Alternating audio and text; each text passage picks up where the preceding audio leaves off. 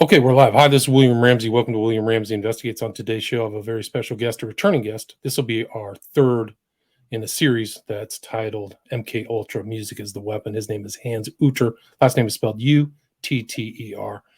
And he's done really significant research into this. I've heard him a number of times on Gnostic Media with Jan Irvin. And so he just has really stands out amongst other researchers in this particular field. So I'm glad to have him back. We do have a lot of audio, so he's got slides and audio.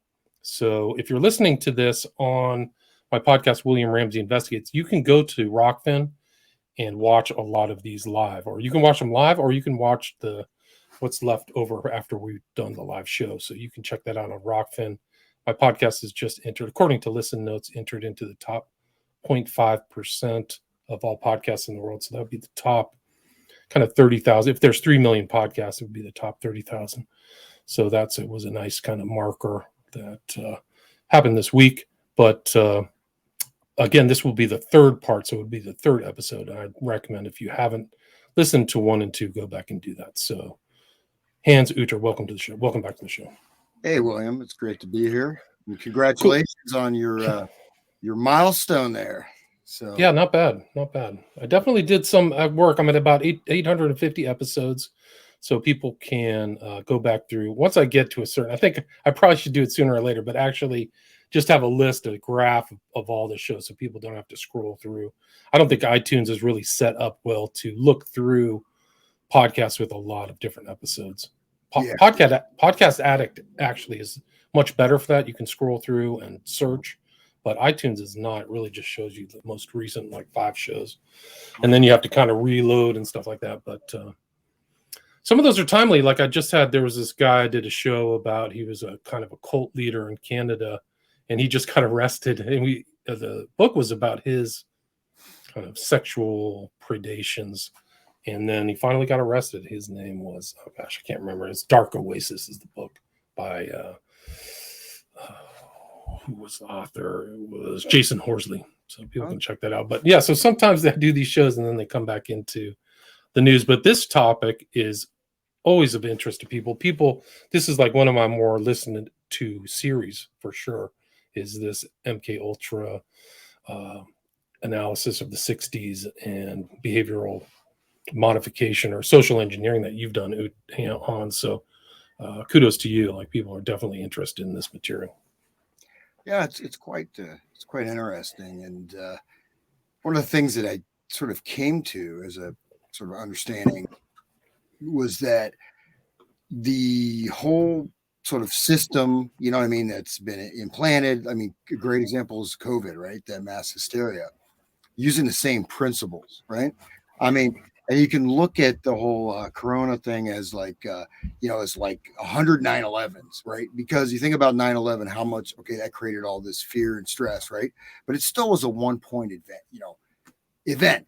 Now there were, various, terror incidents, many of which were completely fake, a bunch of stoners, homeless stoners, and the FBI is like, hey, you guys want to, all right, dude, hit that bong, let's blow up the White House, seriously. Right. And they did that, but, people are mentally ill. But think about Corona. I mean, every single day, right, you have this stress, you have this social isolation, you have this pressure, you have this fear of getting sick, you have all these restraints, for me, you have fear of like what happens if I go on the airplane and they want my card. I'll be like, here it is. Yeah, right. Okay. Like I thought, what I'm saying is that this kind of, think about that. That's a stress and a trauma, right? That is going to influence, affect, and allows for the programming of behavior, right? So, because when you're under, one of the things that you see with this whole, development. I mean, even go back to George Esther books, right? Starting from World War I, creating hypnotically programmed, people, right? To create people with trigger personality, MPD or whatever, or just submerged personalities, right? Just to even act as couriers. But this research, you have Tavistock Institute, right? So that's looking at shell shock, trauma, right? So, and then you have the National Institute of Mental Health, right? And so all these are interconnected organizations and different kind of deployments, right, or strategies, right? And that can go into, you have the Stanford Research Institute. You've got, of course, Millbrook, right? How about Millbrook? This Right. Leary, that's one of those things where you look at the whole development. You have these figures. I think before I was talking about like Ken Kesey, right? One Flew Over the Cuckoo's Nest. But he was very important as a cultural symbol, right? And then you tie that to Jack Nicholson, the actor. So all this is influencing the mind, the consciousness, the world, right? Especially because you think of it that our atmosphere, our cultural space is, a lot of it is media, television, Right. music. Right. Think about it. I mean, have you ever like been outside that for a while, right? Like say when I was in India, for a number of years, like I missed out on a lot of things that are happening in the US. I mean, I guess I like that, right? But I was really out of that world.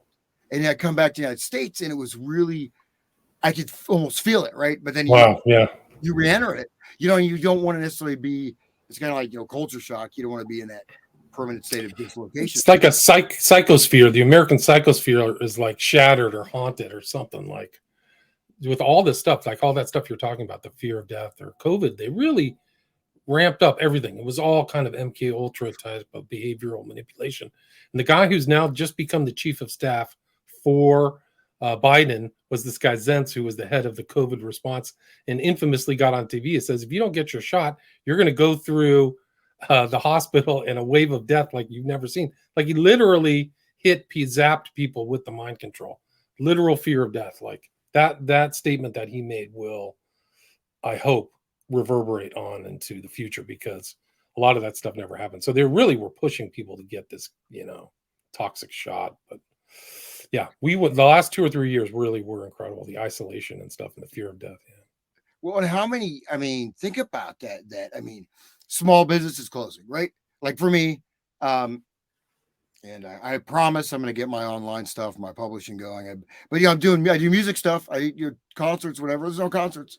I mean, I did fine, but it's still, but I know a lot of other, people really got devastated by it. Some people did not leave their house for 2 years, but then, and I always, think of that, Bring Out Your Dead, that Monty Python, Bring Out Your Dead, that's what when I first started, it reminded me of, if anyone's seen that, I'm talking about that. Yeah, that skit from Monty Python and the Holy Grail. That's what. Yeah. So, but that's what it was like at a certain time. But then it's, one thing that research that was done, right? You find, like, going back to the United Nations initiatives like mental hygiene, right? And then you've got psychological topology, Kurt Lewin. You've got what's his name, the MKULTRA Dr. Ewan Cameron. You have all these good Irishmen, good Scotch. He's a good Scotchman, right? That was really pushing this stuff, and that ties back to Tavistock. That ties back to eugenicists, British eugenicists, and all that stuff, right? H.G. Cameron was the head of the World Psychology Council or something. Like, he was not some kind of bit player. He was at the top of the psychology profession, and doing horrible stuff. Well, psychiatry, really. And he was the the lovable, charismatic grandfather, this big dude, very jovial, whatever. And but he was doing all this stuff. But some of his early work, was, again, laboratory, mind control laboratory with the captive population. We have a couple examples of this. You have, of course, the Soviet system, right? So you have a captive population where you can completely control what's said, what people can say, censorship, or, more extreme, also creating cells, right? Which is a little bit what you had kind of developed during COVID, where people will report other people, right? Even having the kids report the parents, right? Like 1984, or the Soviet Union. But so he worked, Germany, post-war Germany, and that was where a lot of stuff was tried out in terms of cultural transformation. Into like the Beatles just happened to be playing right in Hamburg, right in Germany, right. So all this stuff was, going on. But Cameron really worked with that, right? This whole psychologically remodeling the entire culture. And one thing he talked about, as I mentioned this before, but this psychological group, collective psychological field, right? So you're in a psychological space. And this was studied quite a bit. And this psychological topology was a way of modeling populations based on types of psychological states and profiles, and how they was a mechanism could reinforce each other collectively.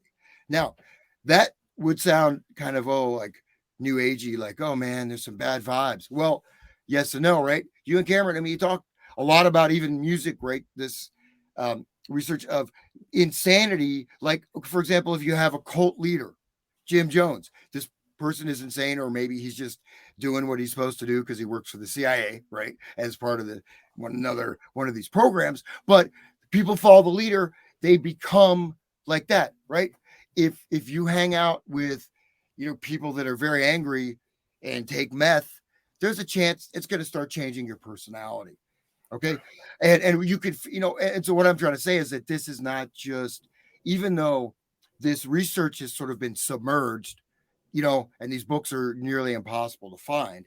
It's sort of like the research on planned obsolescence, where you see corporate journals saying we should implement planned obsolescence. And then suddenly you don't see any more literature on it. But guess what? It's implemented. You know what I mean? It's not like that. There's no nothing, give me a break, man. Anyone has any modern product, you know what I mean? Right. The light bulb. They actually had light bulbs out there that like the last 10 years, but they don't want you to have those. They want you to keep rebuying those. Yeah. So that's just one example. Or your car. Yeah, but what I'm trying to say is that, so think about just adding that into creating states of tension, right, that are useful.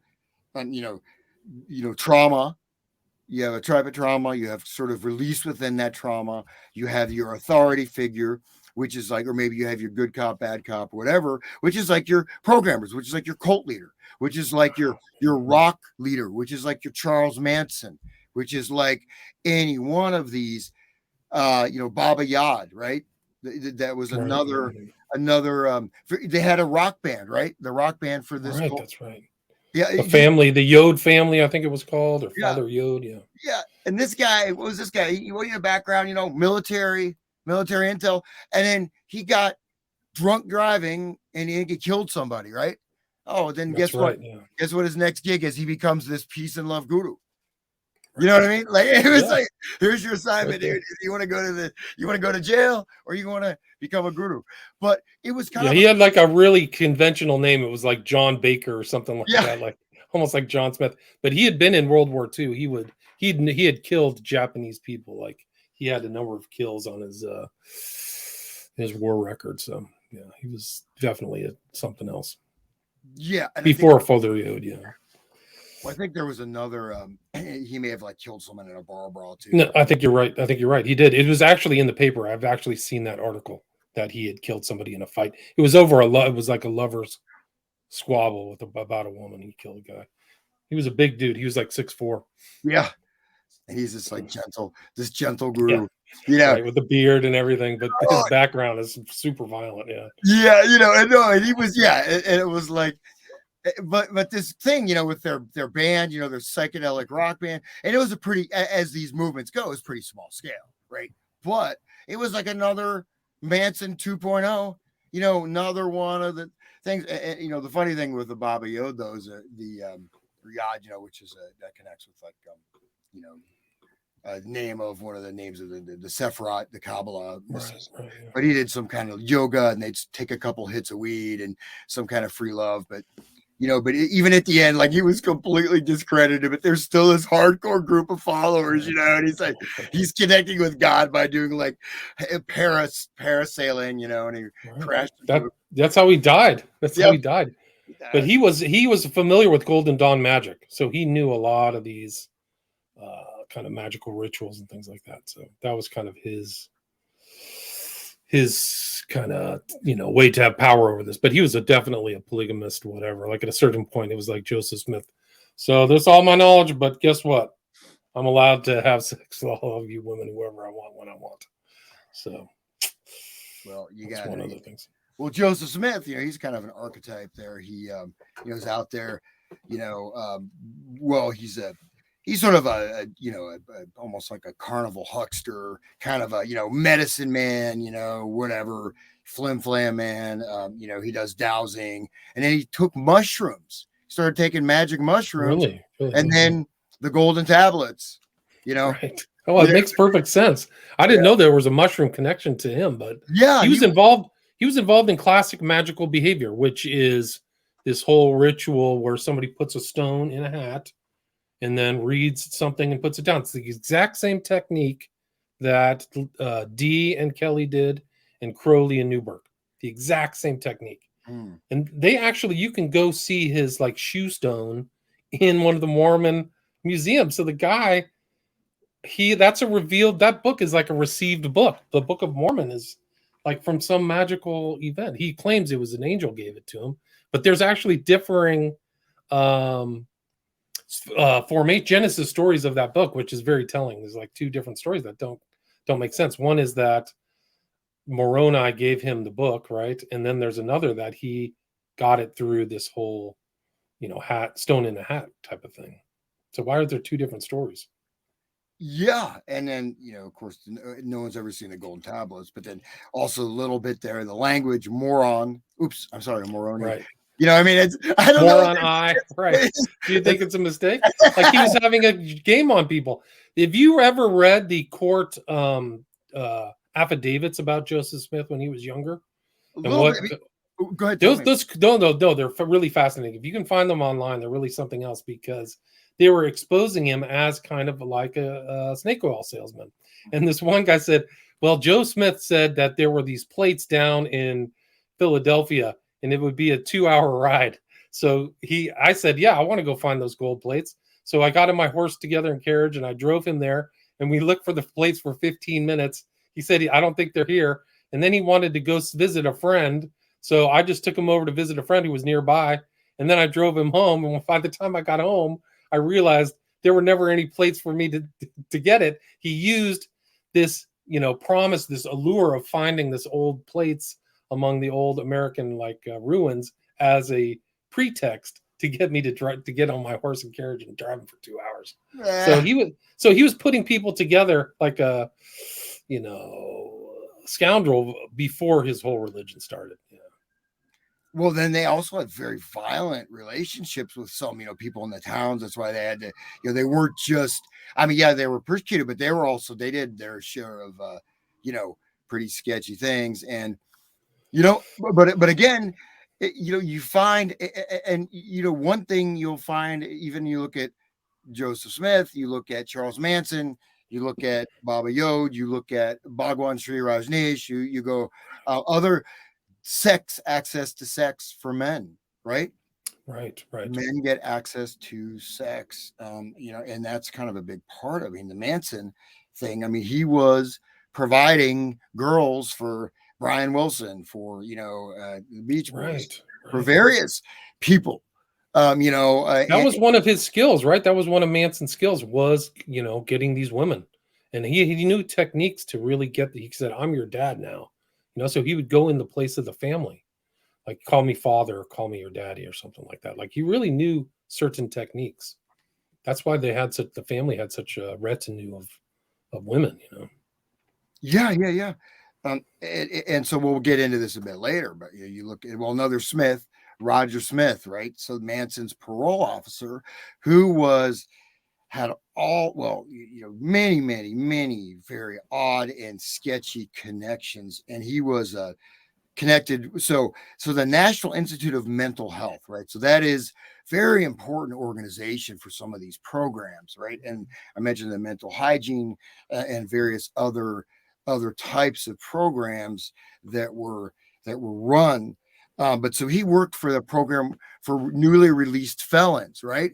And so Manson, who was, he was, one of those guys you probably wouldn't want to meet. You know what I mean? He was not a friendly guy. He was a hardcore lifetime criminal. You know what I mean?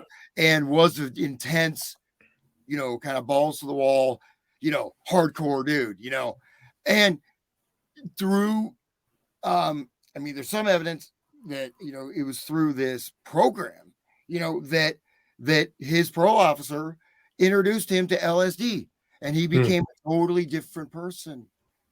He started seeing himself as this Christ-like type of figure, and based on this Heinlein, seeing his parole officer Roger Smith as like forget, he gave him a name, Jubilah, like this Masonic name. He used to call him Jubilah Smith. Jubilon. Jabulon or Jubilon is like the god in Masonry or whatever. Yeah, and that's what Manson called him. Wow. But it was like his, based a stranger to strange land, which ties into what? Right, Stranger to Strange Land, Robert Heinlein. That you have certain books, right? I mentioned in the first show we did, right? Steppenwolf, right? That book Steppenwolf by Hermann Hesse. So it was, just make sure my heater's on. It's really cold down here. Right, but Heinlein was a key figure too, and that's, I think, Manson named one of his Valentine after the lead character in Heinlein. Like, it wasn't random. But there's a lot of stuff with, I think they call, there's various things in the family that were directly taken from Heinlein. Oh wow! They had like some kind of name for these units or pods, or I forget to say, but there were some number of references to the family practices and culture, on that ranch. Because Valentine became a cult leader, didn't he? He was from another planet, but then he becomes a cult leader in the book. And what's surprising about that book is how much philosophizing is in that. Like, it really is almost like a philosophy book. There's all kind of ruminations about how different he is and how people admire him and all this stuff. Valentine Smith, right? Isn't that it? Yeah, well, in Heinlein, he has another book, which I used to really be in science fiction when I was a kid, and I forget the name of the book, but it's about this book. We're talking about a Luciferian book, because I remember I got it. It was this book club. I got it as like 7th or 8th grade or something. But in this book, it's like Satan or Lucifer is actually God, and God in this world has to be overthrown, and this whole thing, and it really makes you get on the side of Lucifer or Satan as he overthrows the evil tyranny of God, the false God, which is straight, of course, Gnostic doctrine. But that's like the science fiction book. But that book, Stranger to Strangeland, and then of course even the Childhood End, Arthur C. Clarke, the sci-fi was a big part of that. And then Steppenwolf, the theater for the madman only, right? And then then you have, of course, the beat on the road, sort of, things like that, right? This turn on, drop out was just another step up from On the Road, and they're all directly connected. You have the protagonist of On the Road, William Cassidy, Dean Moriarty, right? Where does he show up? On the magic bus, running the one of those that one thing I played last time, that the butcher during the acid test, where this like guy is hiding around the room, you can't tell where he is, and all the people are on acid. I'm the butcher, you don't know where I am. That was Neil Cassidy, right? And the guru of the beats, right? Because these guys were, Allen Ginsberg, was sort of this, a homosexual drug addict, kind of decrepit. I mean, he wasn't like a brawny macho guy, but and Jack Kerouac, he was a football player, but he was still kind of innocent, but then you had Neil Cassidy, who was this guy who'd worked as a pimp, who was, had this real intense kind of life, but he was also very, powerful, charismatic, very good looking guy, and so he became like a figure. He was like the representative for the beats of this ideal man. Right. Neo, like but the kind of darker side, right? Moriarty is the antagonist of Sherlock Holmes, so he was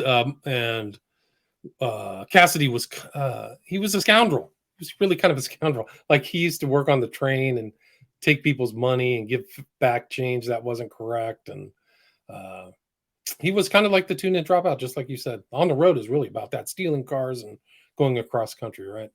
Yeah, and he was a speed freak too, man. Shit. A speed But freak, yeah. You can see him on one of those that like he's scratching his hands. It's like a very meth type of behavior of scratching yourself on that. There's a picture of him on that bus or a clip of him on the bus doing that. So he's probably just speeded out. I think he died young too, right? He kind of burnt the candle at both ends. yeah, I think he was That's just young. he ended up he was like wandering train tracks and just died of exposure or something. You Yeah, know, something really crazy. Yeah. but he was on the magic bus, man. You know, he was Yeah. he was I mean, Ken Kesey was there sort of as the mastermind or whatever, but the real interactive guy, right? The one who really almost the recruiting, I mean, Kesey was there, right? But the guy, his what do you call it? His henchman, the guy really doing a lot of stuff was Neil Cassidy, right? Right. AKA Dean Moriarty and On the Road in those other books. But I'm showing that this is it all connects and ties together. But of course, Right. He only made it to 41. holy, Cassidy. I thought he was older. oh Yeah. my god, Yeah. because dude, I was watching some of those videos recently of of him on the bus, and I thought he was like in his 50s. Yeah. No. He looked like He looked like he prematurely aged, didn't he? To me. yeah, he was. And I don't know if I want to play that. Well, I guess I'd have to I have to play that video again, that acid test stuff. But that stuff is really, we can keep the PowerPoint down so it's not. No, you just put the video Whatever you want. Sure. You want me to put the video? Do you want to have the video of the audio stuff? No, we can just have us talking. Yeah, I'll okay, good. Whatever. Or I can stop share, right? Okay, there we go. Yeah, what you can do too. Yeah, I think that you're able to. Finally got my lighting here. But yeah, Cassidy. So it all adds together. So all of these books are fictional books influencing real non-fictional culture, right? Yeah, and that's always been, I mean, art literature, but then this also goes back into, how, unlike any other time in human history, right? Like our culture, our experience is really, a lot of it is artificial, not that, look, books would have seminal influence, but it's a lot more inner, right? Interior. And in one of the techniques, the movie The Parallax View. Yeah, of course. Yeah, it's one of my favorites. This is I was pulling together some material, and I came across a number of accounts of people, right, who were in these from military, usually, who were in some of these types of mind control, special operative type of scenarios, right? And one thing they did was showing these video stuff, like the film. Could you possibly bring that up? Do you want me to bring up Parallax View, the movie? Just that there's a clip where he goes in and they have like that mind control sequence. Yeah, let me see if I can find it. Do you think it's on YouTube? Yeah, it should be. It should be that clip. Okay. I guess I could do it. Parallax View test. There it is. It's right here. The best scene. Let me pull it up. Hold on. Make sure it's the one where he has all the stuff. I think it's like the one where they have like there's like like different things pop up and they're talking and babies crying and that kind of thing, right? They're showing like him the video, like he's getting the initiation. Here we are. Yes, this is it. Make yourself comfortable. Can you make it full screen? Be sure to place each one of your hands on a box on either side of the chair. How do I do that? Making sure that each one of your fingers is on one of the white rectangles. Just sit back. Nothing is required of you except to observe the visual materials that are presented to you. Be sure to keep your fingers on the box at all times. Let's try this. All right? I hope you find the test a pleasant experience.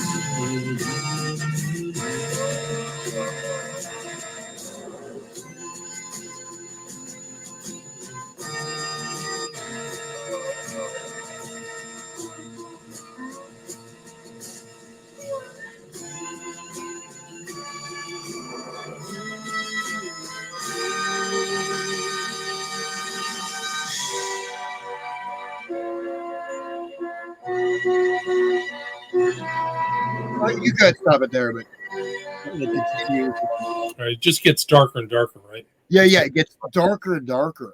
And so even going back to that, I'm a little puppet, and we maybe managed to listen to that thing. So what, one of the things that came to the fore was that, okay, well, number one, when you look at these accounts of people that were, even in the 50s, 60s, inducted into the special military training branches of this thing, where they're creating this sort of selective memory, creating sort of MPD, triggered altered personalities. One of the things is that number one, they try to make sure that you forget your programming conditioning period, but showing videos with neural electrostimulation, but much more. The accounts are kind of similar to that, but they'll say like parents, and it's showing their parents being decapitated, showing you killing your parents, showing like a puppy, then showing like really, juxtaposing these images and your brain and the words, right? So the word itself, that word, that printed text, right? That having that power, and then the subliminal stuff embedded, and really sort of flipping everything around, and then creating this, the state, right? The state of programming, and creating the dissociation of the personality, right? And so, and the accounts, I can look some of those up, but I was reading them. They're really, really interesting and disturbing. But you also have the music, right? So when you have like the I'm a Little Puppet, what you have is, you have the music. They have stuff that's based on even traditional, folk songs or children's songs, right? And then you get these associations with that, right? And then they become triggers, right? So you're using this as a triggering, and with the hypnotic induction, right? Hypnotic induction, all these other things. And I may go into that in detail of that song a bit later. But that thing, one of the things is to produce a sense of illnesses, to make you think you have illnesses also that you can't be free from, which is another part of that induction, right? So to have these different things, or these blockages, right? So just in the case, say, of the mind programmed assassin, those blockages, these different segments of the mind, there'll be parts that are designed to commit suicide, right? If you are going to reveal this, or if you cross, there's like firewalls. So externally, if there's a hypnotist trying to access that programming, right, that will trigger another program. But what I want to say is that on different scales, these things are sort of analogous, right? There's obviously the intensity of going through, if you're becoming a Jason Bourne type of mind controlled assassin, or whatever, which I think there's a lot. You've seen those movies, right? I think there's a lot in there. No, there is. There's a lot of flashbacks and split personality, amnesia, all that stuff, right? Mm-hmm. So somebody's I always think of, when I watch parallax view too of A Clockwork Orange, which is like the Ludovic method or some Ludovico method, which they're putting on to Alex DeLarge, I think was his name, the character's name. You know, same kind of thing, technique, keeping his eyes open. It's really one of the more incredible visuals in movie history is him, you know, being shoved in the theater with his eyes unable to close and forced to watch all that stuff. It's the same type of thing. Yeah. Yeah, I remember Jan was using that as the show picture, and I said, "Dude, I didn't say take that because it's really disturbing, man." It is. It really is. Even this stuff is disturbing because you could be watching this on like a controlled environment by a psychiatrist, but then you watch regular TV. How much different is your regular TV from just an outright behavioral mind control, you know, film like what's this main character is being put through? I don't know. That's where things can get real scary. Well, then that's the thing is that, I mean, if you look at all these different techniques that are understood, right? You know, one of them being photic driving, right? So we have entrainment, right? Or you have a type of stimulation, pulse stimulation. This is entrainment where there's like a rhythm, right? Rhythmic source, a stimulus, and what happens is it's called your mind, your physiology can phase lock on that. You phase lock, so that this is something. It's entrainment is very complex. It goes to the cellular level. Okay. So it's I've heard a lot of people use this word and not use it correctly. They say, "Oh, we're being entrained." It's not entrainment. What it actually is, it was discovered by this Dutch guy, I think Van Neps, in like 16 something. But you put two clocks together next to each other, they'll start ticking in phase. The phases will align, right, of those clocks. You find this all over the place. You find, I mean, this is how a lot of these sound weapons work, right? Infrasonic sound weapons, you know, that, infrasound that's below, you know, the audible spectrum, because that's the frequencies your brain operates on. So that frequency, right, will come in your brain, and then it'll make you defecate. It'll make you have intense rage or intense fear. It'll make you have intense de-inhibition, whatever. You know, this stuff actually works, right? And that's from entrainment. Your brain starts to resonate with that frequency, even though it's an external input. And then you have also the Monroe Institute, right? Monroe Institute, where you're familiar with that, right? I've never heard that before. That's connected with all those like third eye spies and, you know, this and that of, you know, out of body. So this is the sometimes I get these blank where the people that remote viewing, right? So remote viewing was developed out of the Monroe Institute, which I've actually been there. It's up in Virginia, kind of near where they have the Walton's Farm, right near that area, right near Walton's Farm in Virginia, rural Virginia. So that these are, you know, techniques used, you know, for, you know, out of body astral travel, for remote viewing, right? And so the way to do this, and that you can buy CDs, right? So you can go through all these different courses, stuff like that. And the Institute is it's pretty weird. It's pretty cool, but it's a weird place to go there. Like I never saw anybody there. I guess there's one guy who's still like locked in the basement. He's really weird. You know, he was one of the former, I mean, maybe he's not weird. I didn't meet him. I just heard that. So take that back. But he's the guy who was doing this stuff, right, from the 70s or whatever. But basically, so how this works is you have left and right, right? You have what's called, we have dichotic hearing, left, right frequencies. And then if you play two frequencies, say if you play a 20,000 hertz and a 21,050 hertz signal, your brain, they'll cancel out, and your brain will start resonating with the 50 hertz signal. That's a way to access that brainwave frequencies, right? So you can go into like alpha state, delta state, and stuff like that. So like binaural beats. So that's one of the things that's out there, right? And so, but if you club that technology in, right, and then but the stimulus, like photic driving, light driving, so you have stimulus and a light, ding ding ding ding ding ding, creates a rhythm. You know, when people have epileptic seizure, right? Right. And have you seen that thing that Brian Jinsum, you know, and William S. Burroughs, they were, you know, taking peyote or whatever, and the thing that spins around with like the light flashes. And I forgot what it was called. It's not the cutout system. It's called something. They were using it. Yeah, I've seen picture of it. It's a circuit. It looks like the standard, the old. Oh gosh, there's a name for it. I can't remember right now. It's like one of those. It's like one of those, almost like a piano roll. You know what I mean? But I made one at one point. You know, you can make one from a turntable. So you just take a turntable and you put your light on it, and then you set the speed, and it spins around, and then you. Right. Brian Geisen, I think was Brian Geisen. Yeah.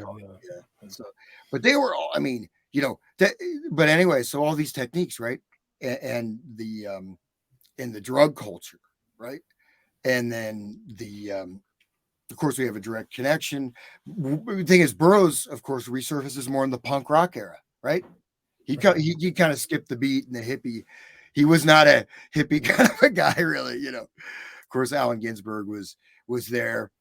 You ever seen the interview of Allen Ginsberg when he's on the firing line with William F. Buckley? No, but I should see it again. Oh my God! It's called The Dream Machine, right? The Dream Machine. Dream Machine. That's it. Dream Machine. Yeah. But let's see if I can bring this up. Here it is. No, but it is funny once you really read about Buckley and what he was really up to. It's funny that he was the so-called conservative voice. He may actually be much more authentic depiction of conservatism than people would think on the surface, actually. But yeah, he was. He was a Skull and Bonesman. He'd been in the Tomb, so you have this guy like supposedly the Christian. Voice is really just a guy somebody took a leak on, you know. Yeah, but okay, yeah. Look at those guys; they look really nice, right? Kind of guys you like to hang out with. Yeah, not really. Burroughs looks really scary there. They look like they're like zombie movies, man. Yeah. Oh, hey, you know? Oh, I hate to do this. Is just a whim, but just for a little relief. Could you play Or I guess I could bring it up. Or could you play? What is it? Play the Allen Ginsberg on the firing line just a little bit. Yeah, let me see if I can find it. That's so funny. Yeah. But the funny thing is when you realize that this counterculture, right, and this, you know what I mean, they're not really as much as opposed as they seem, right? Yeah. So let me see if this is it. You want to watch the full thing, or what do you want to do? No, we could just. You just kind of any particular skim ahead. He's when he starts freaking out, maybe a little bit towards. Okay, let me put it on live here. All right, let's do this. One point he starts singing. Is this all right? I'm at the intro. Go ahead and play it. Yeah, that's fine. He became a success internationally after publishing Howl and other poems in 1955. He has written several volumes that come right out of his copious notebooks and reached great critical acclaim with Kaddish, published in 1960. We're here to talk about the avant-garde. I should like to begin by asking Mr. Ginsberg whether he considers that the hippies are an intimation of the New Order. New Order. Hoping it will be orderly and gentle, yes. Hippies is kind of a stereotype. Yeah. Generally a newspaper stereotype. So that it's hard to generalize, except to the extent that what is called the hippie movement involves an alteration of consciousness towards some greater awareness and greater individuality, which you might even sympathize with. Yeah. Then hopefully the future will see like a spread of that gentleness and consideration coming through politically and artistically and maybe even on television. Not quite yet. Well, it's slowly approaching. The problem, I think, with television, which is interesting. So before I came on, one of your, Mr. Stiebel, who is your helper here, producer, asked me not to say any dirty words, what he considered dirty words, on the program, which presents a moral problem, you know. It's a political problem. Fast forward a bit, he starts singing, I think. Let's get to this singing sequence. But notice they talk about the New Order, right? Right. New Order. And alteration of consciousness. Yeah. It's incredible. Like right there at the beginning. maybe Yeah, Howl is super graphic. I mean, they're probably concerned because they probably knew it was in Howl before he got on stage. And he was a direct, leader. I mean, from the beat movement to the hippies. Is this maybe he did another? I thought I've seen one where he's like singing with the tambourine. Is that the one you're talking He's about? got a harmonium or something. So it looks like this one is. Maybe he was on there again to kill themselves, but they I did not. Maybe he was on twice then. Yeah, this is kind of because the other one is a lot more unstrung. Oh well, we could. But it is interesting. Like he's an important component of that whole change in consciousness, and he had an interesting lifestyle. But Buckley, like the story about Buckley is from what is it? Crazy Days and Nights say that Buckley preferred dudes. So he was in public. He was the conservative voice, right? Oh, really? Me and Todd at Yale, yeah. But he preferred dudes, and on firing line he would say codes to his recent male paramour that nobody in the audience would know, but he and the dude would know. Like he would do little codes and things like that. So he wasn't. He was not straight laced. Do you want to get something? I wonder if he had a session with Ginsburg before the show. You never know. I mean, but like he was much more strange, and he had all. I think his dad was an oilman, and he had all kinds of intel connections and things like that. Yeah, there's one. Maybe it's when he's on with Care. They have very caustic. It's kind of weird because the one I saw before was. By the way, your video's off. I don't know if you know. I know my wife is getting something from behind me. So. Okay, no problem. But no worries. But the one where he I think maybe it's a little bit later. Maybe it's or he did. I don't know. Maybe they really get into it and they're really like fighting. It's almost like this. Like stage, like a puppet show. They're fighting back and forth, and then he starts singing Hare Krishna, and it's just really goofy.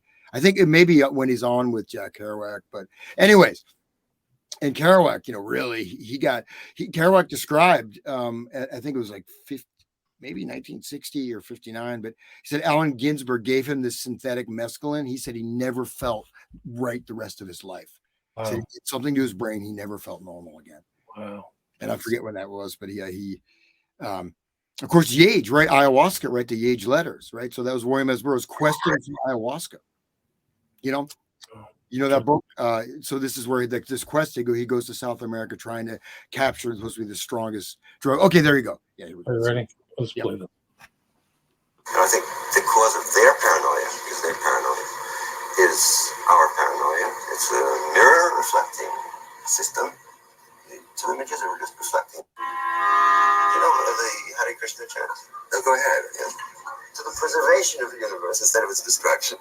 Krishna returns in the Bhagavad Gita every time there's a flood, fire, original sin leading to atom bombs. Hare Krishna, Hare Krishna, Krishna Krishna, Hare Hare, Hare Rama, Hare Rama, Rama Rama, Hare Hare.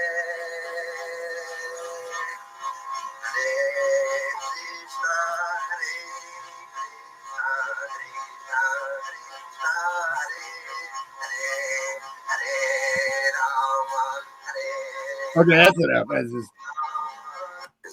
That's like the true culture change there, right there in America. The 60s, the birth of the child. I think he did that too, this kind of Eastern music at the Human Being in 67 in The Hate with Leary.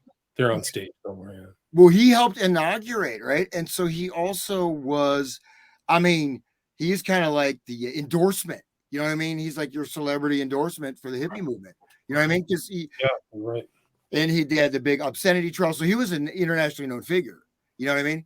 Right. And he wasn't, he wasn't, the establishment media didn't have that much of a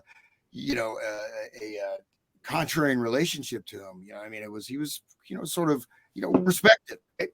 But obviously, Leary, these guys are given platforms like that to disseminate the LSD to peace and love. He looks like a garden gnome, like the camp comes to life. He's extremely irritating, his singing. And And that's what I remember. Henry Miller met the Beats. They came out to visit Henry Miller, the famous author, Tropic of Capricorn, Cancer. Yeah. So they went out to visit him at Big Sur, and he liked Jack Kerouac, but he said, he basically said, Ginsberg's Buddhism is insincere. It's a phony. But they were all directly linked with this, decision, this to promote this stuff, and that's where, you have quote unquote, fight the Soviets. I mean, I have a number of quotes where I may not read from, like William Sargent, who's like talking about Soviet mind control, and yet he's working at the Tavistock Institute, developing and deploying mind control on Western populations, right? Battle for the Mind, William Sargent, so it's like they're revealing it, and then they're also sort of practicing it, right? They're exposing it, but also altering consciousness. This is exactly what he said. Like, whether he's a change agent, right? He is definitely part of the 60s change. Ginsberg is. Yeah. I always know William Sargent because that's who Jolly and West asked to show up at the Hearst trial. I recommend this great psychologist, William Sargent. It's like inviting like Mephistopheles over. Or probably he was probably part of the programming, man. He probably oversaw the programming. He did his own programming. And that actually be a great tie-in back to the hate. So anyways, yeah, we can just a little bit more on this. So like Leary again, there's movements and things that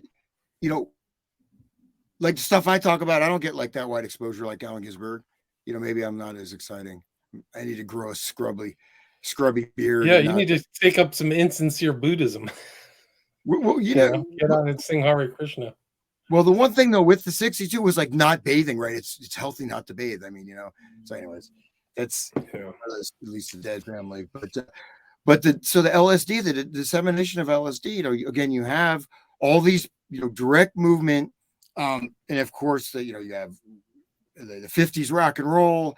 You have the shutdown. And so the 50s rock and roll, really starting to affect the nervous system, right, of the teenagers, of the kids, right?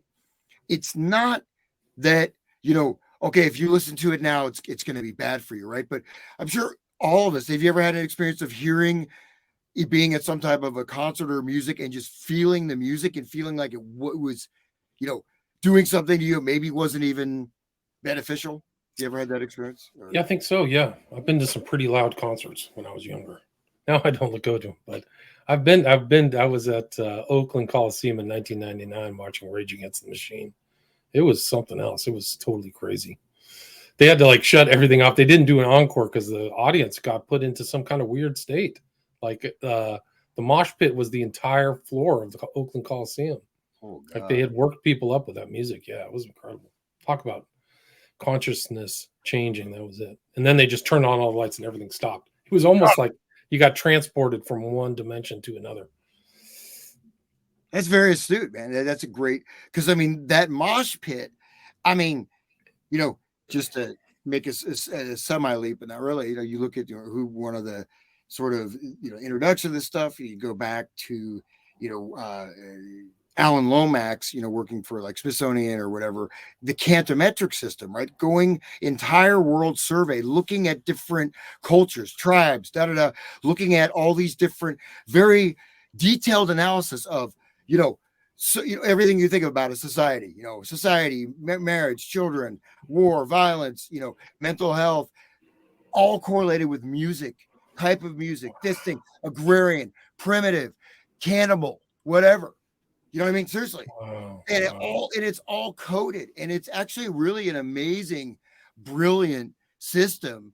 And it's one of those things that it kind of got quote unquote forgotten about, but it was all whatever you do with the data itself was all, it's not speculative data. You know what I mean? Right. Not some BS postmodern, it's like looking at, this particular, here's a tribe, right? That, that does body piercing, and then they have this kind of a lifestyle. This is their music. what are the characteristics, how many voices, what are the rhythms, what are the melodies like, all detailed analysis, not superficial. And with obviously he didn't with a team, he's supervising, but all this stuff is encoded. You can put this into a computer system. You can develop and model that. Look at the tribal. I mean, so look at the return to primitivism, like neo-primitivism, right? And of course, we can go all the way back to Jean-Jacques Rousseau, the noble savage, but you can go to the Romantic era a little bit. You can see how the Romantic era poets, like John Keats, they had long hair. You have Mary Shelley, Wordsworth. They were taking some drugs, a little bit. It's like free love, but this was like a tiny little group of elites. They'd have to be very good poets, right? English aristocracy, basically. Right. No, you know what I mean? But some of them had amazing, immense talent, John Keats, whatever. But the look, the feel, the lifestyle was another one of the components used to model the ready-made hippie social movement. Right. Interesting. Right. Okay. But then you include also lifestyle, tribal type of lifestyle, right? What was that? I was just watching a clip from Timothy Leary today.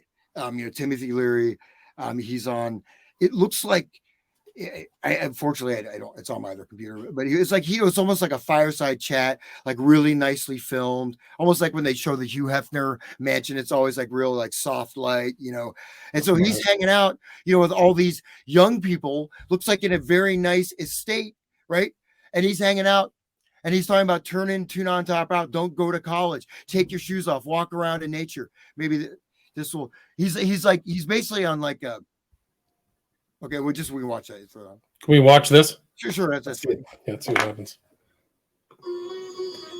We tell young people today, drop out of school. Because schools, education today is the worst narcotic. Can you start it over? Don't politics.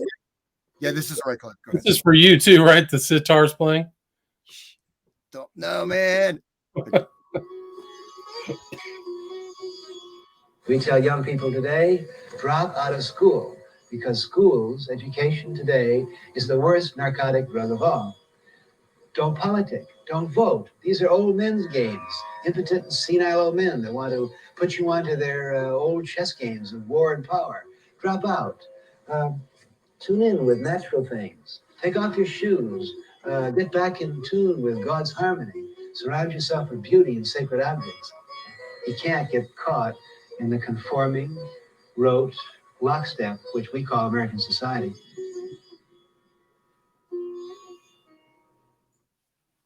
There it is.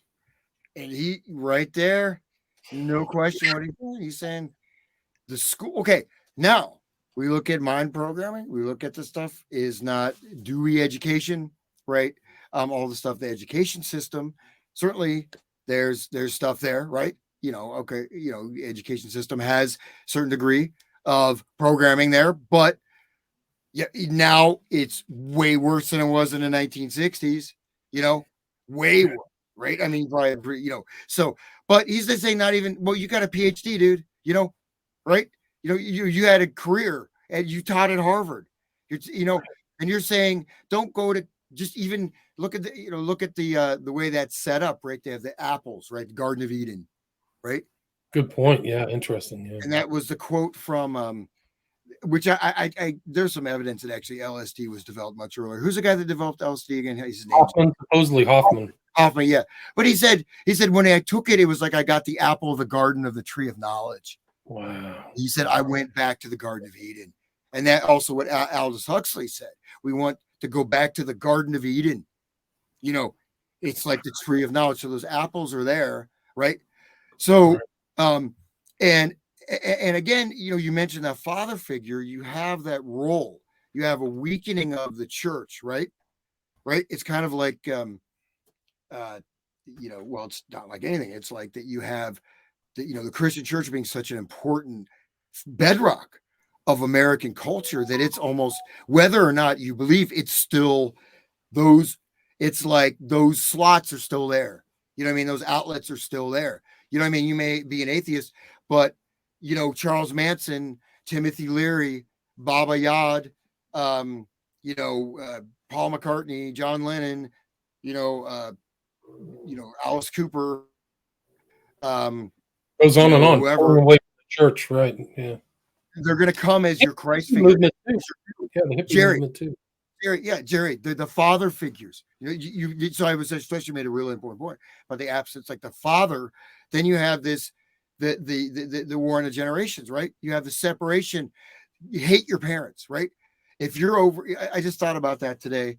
I mean, that I remember when, I don't know if you remember this, if you ever experienced it, like you thought maybe you're like 22, 23, someone's 30, you think they're like ancient, he's like 30 years old. I mean, yeah, it's okay. It's been a minute. You know what I'm saying? I remember I was in Amsterdam or something. I met this guy who was like 30. I was like, that guy's so old. But a big part of the movement, right? You have these older people who are allowed in as their gurus, right? You've got Timothy Leary, you've got Allen Ginsberg, right? You've got Baba Ram Dass, you've got, whatever the psychedelic leaders.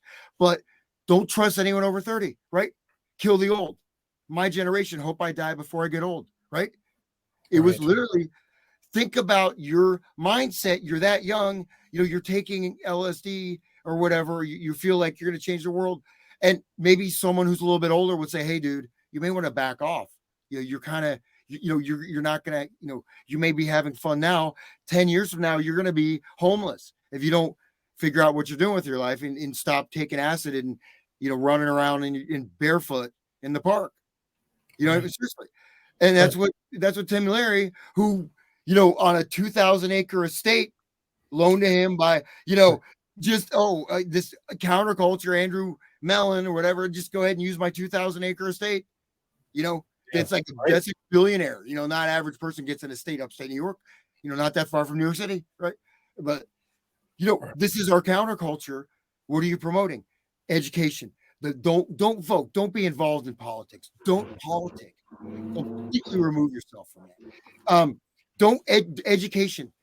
Your education is taking your shoes off, walking around in nature, and listening to that you got that looks like some like zombie dude playing the tambora, fake. He's like, then you got that girl looks like she's about 14, looks like a junkie. Look, but it's like a fireside family member. Yeah. But it's a fireside chat. I think it's in the Millbrook Mansion. You know what I mean? It's in this, So, wow. I mean, it's really potent, like what they were doing with this. Not random. Like they were creating this kind of neo, not paganism. It's just return to kind of, I don't know, like a natural state of man or whatever, or something. Like the hippies really were, right? They were anti-civilization. Yeah, absolutely. I mean, it was that. My aunt was a wonderful, wonderful lady. But she, nothing but. I mean, she lived it the life. She from California. I said grew up there, and then ended up in Tasmania. Lived on communes. Back to nature. Had a maple syrup farm, living in a teepee in Canada. I mean, did really made a sailboat, went around the world. I mean, she did a lot of cool stuff, but she really lived that and believed. I mean, she still.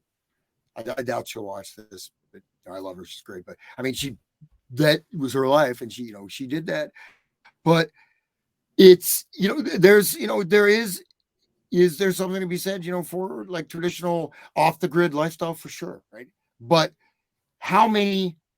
I mean, getting connected with nature, but that I can take my shoes off. I mean, maybe not now. It's like 20 degrees below. If I take my shoes off, I'll be regretting it, right? But connecting with nature, there's nothing wrong. I mean, that's important, right? Going to a natural lifestyle, but the way it's done and is casting off society, right? So, and then there was and this whole, it's detechnologizing, right? Technologizing. Yeah, this you have like all this stuff. Then you have the population bomb coming out around the same time, right?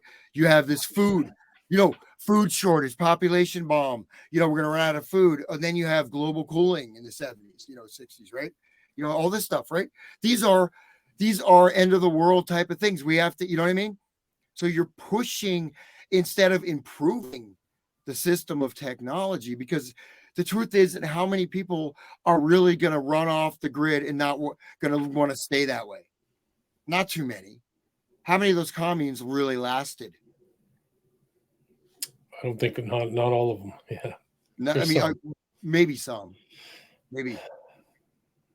But what I'm saying, you know, I mean, because it was I'm saying even though maybe some things make sense, but you don't. I could still walk around in nature and have my job and still live in the modern world. You know, they're not necessarily counter juxtaposed, but then at that stage in your life, you know, imagine how many people, what happened, you know, how many people just never got back, especially, you know, you're Right. all the time. A lot. Some of those people never made it back. They didn't bounce out of it, I think. I think some people were acid casualties or just never really could reorient themselves to the pre-60s world, you know.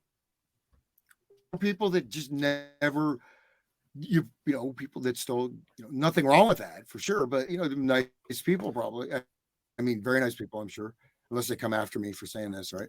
They're nice people, but you know, it's still, what do you think is happening with policy in the government right now? How this stuff is just going through this total derealization. How is this even possible? Like, you know, I mean, free all the criminals, give you know, free drugs to everybody. Look at San Francisco, man. You know, it's a disaster. It's a total disaster. Yeah. It's, you know, so, but we can. Well, that's As somebody who I grew up partially in San Francisco in the 80s, and the city isn't even the same. Like the kind of videos and stuff you see, it's just, you know, Escape from New York or Mad Max or something. Yeah, it's bad. It's really bad. Warriors come out and play. You know that. Yeah, you got to really be careful. People are stealing your luggage out of your car. They'll break your window for nothing. Total crime. People get shot. It's not good. Yeah, it's devolving. It's devolved. Actually, it's just sad. Well, that's Devo, right? You know the group Devo. Is that what that stands for? Is devolved? De-evolution. De-evolution, right? De-evolution of mankind. So we're actually not evolving; we're devolving. Devo. But going back to that, so maybe we can play. We'll play one of some of those dead clips here. Okay. So, but it's a good time. So one of the things though you're talking about that Rage Against the Machine show, and so there were, you know, like Lucy and Mr. Rates. I mean, there are, you know, you have things like, you know, you have these berserker warrior frenzies, you know, and even sacrificial rituals to certain types of gods, right? Where people would just almost beat themselves to death, right? You know what I mean? These orgiastic frenzies, rites of Dionysus, right? You know, where they sometimes would dismember people. Right. And they're playing tambourines and have music. So they're getting into a trance state or something like that. Yeah. And even some of these Muslims, like when they go on jihad, they literally have jihadi music for the violence. Like, I don't know what the words are, but it's like there's definite music for the holy war, you know? And some of these guys, like the guy at Boston, he's involved in the Boston bombing, he was playing that type of music to get into that alternate state to go on a rampage. He ended up getting shot. Yeah. Tamerlane, whatever his name. I mean, that's a whole nother story about how his intel connections and stuff like that. But yeah, he had that. He was playing that music when he was driving around Boston. Wow. That's weird. And that, well, Yeah, what was that? That DC sniper, man. That's a weird case, right? It's another weird case. Absolutely. You know, and there's so many, you know, what you find, just like we look at Manson's parole officer or whatever, you got all these things. These people just get off. They just keep going until the, you know, like for example, the DC sniper, until the chief of police or whatever it was, you know, did the press conference with the MKUltra programming line, calling him back in. The next day they're found. Dude, these people, they're just crashed out, sleeping in a rest area. Right. It's a duck in the noose, or he said some weird code word, right? Yeah. You will see this happen when the duck is in the noose. Like, what the hell are you talking about? Exactly. There was like a weird, there was a tarot card too, right? Didn't they show the tarot card? Yeah. Like something out of Manchurian Candidate. Exactly. Yeah. You know, but so let's just check. Okay. What I'm saying, like slam dancing and stuff like that, right? You can trace some of that stuff because I used to, do punk shows, you know what I mean? And that stuff it seemed kind of fun, but I mean, you get freaking hurt doing that too. Not that I'm, Well, I was in that mosh pit, and there's probably some kids alive today who whose parents survived because I pulled them up and shoved them over the thing. Like there were people like I had been a lifeguard in college, so I knew the face of somebody who's in trouble. They don't show panic. It's beyond panic. They have a helplessness look. That's when you know you have to pull them out of the water. They don't like go panic. They go like this. That's like the real fear. Really? Wow. Yeah. No. It's different. They don't show. They're beyond like help something. They're beyond that. They go blank. Their face goes blank, and their eyes, they don't plop out of their head, but you can see their wide-eyed look when they look at you, and that's it. It's like you're out. You're done. So those people in that mosh pit had that. There was probably 4 or 5 guys I had to pick up and like, you're surf riding this or crowd surfing your way out of here. Because it was bad. Like there was people trying to get traction. So it was almost like a stampede. They were trying to get traction by shoving their feet into the ground, but they were on other people's feet. So then somebody else could not move. And so then it moved, the crowd was swaying. It was really something else, in a red light too. Like it was kind of like, wow. Yeah, the red light, like the light. Yeah. That when you do that. I wonder if that video is still around online, like of the 1999 Oakland Coliseum. I'll see if I can find it. Well, there's stuff, example, we'll play a dead or interviews with these guys or you guys just talking here in a second. But we start with number 10. We're just kind of go from 10 down. But if you find that video, bring it up too. But, we could listen to the music, and see there could be stuff that's going on, right? To do that, right? So, like I mentioned, imagine that, just that grind over and over again for 3 or 4 minutes. Very creates a trance state, right? And that's the entrainment, right? So, and then this can also stimulate your nervous system, and then you go. I mean, of course, this idea of music and trance, right? Going into a trance state. It's been around for, there's all different kinds of trances. I mean, the book I have, a Trance Ritual and Rhythm. I was in the Northwest Himalayas, and they would have these specific drum patterns. That were like super esoteric and used to invoke trance of specific deities and to prove you're in trance. Like they had like molten metal. You have to put your head in this molten metal. If you're not really in trance, it's obviously you're not gonna. That's probably the last thing you're gonna be doing. So it's there. There's all different, Santeria, and that's where some of these rhythms come from. But there's other. This is exactly what I was talking about. This is actually online. I actually found the actual concert I was in. You want to just show that real quick before we play the dead? Well, I'll pull this back. Well, like I said, where the lights are on and then it turns off. Listen to this.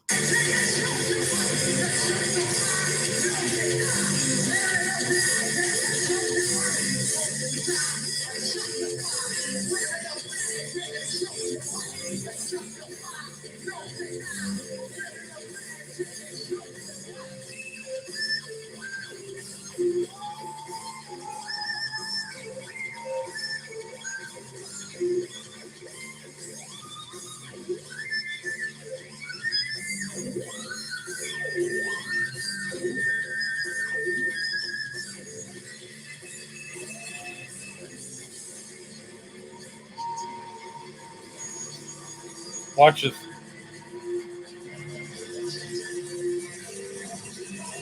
You can see the mosh pit in the front. It's like all messed up.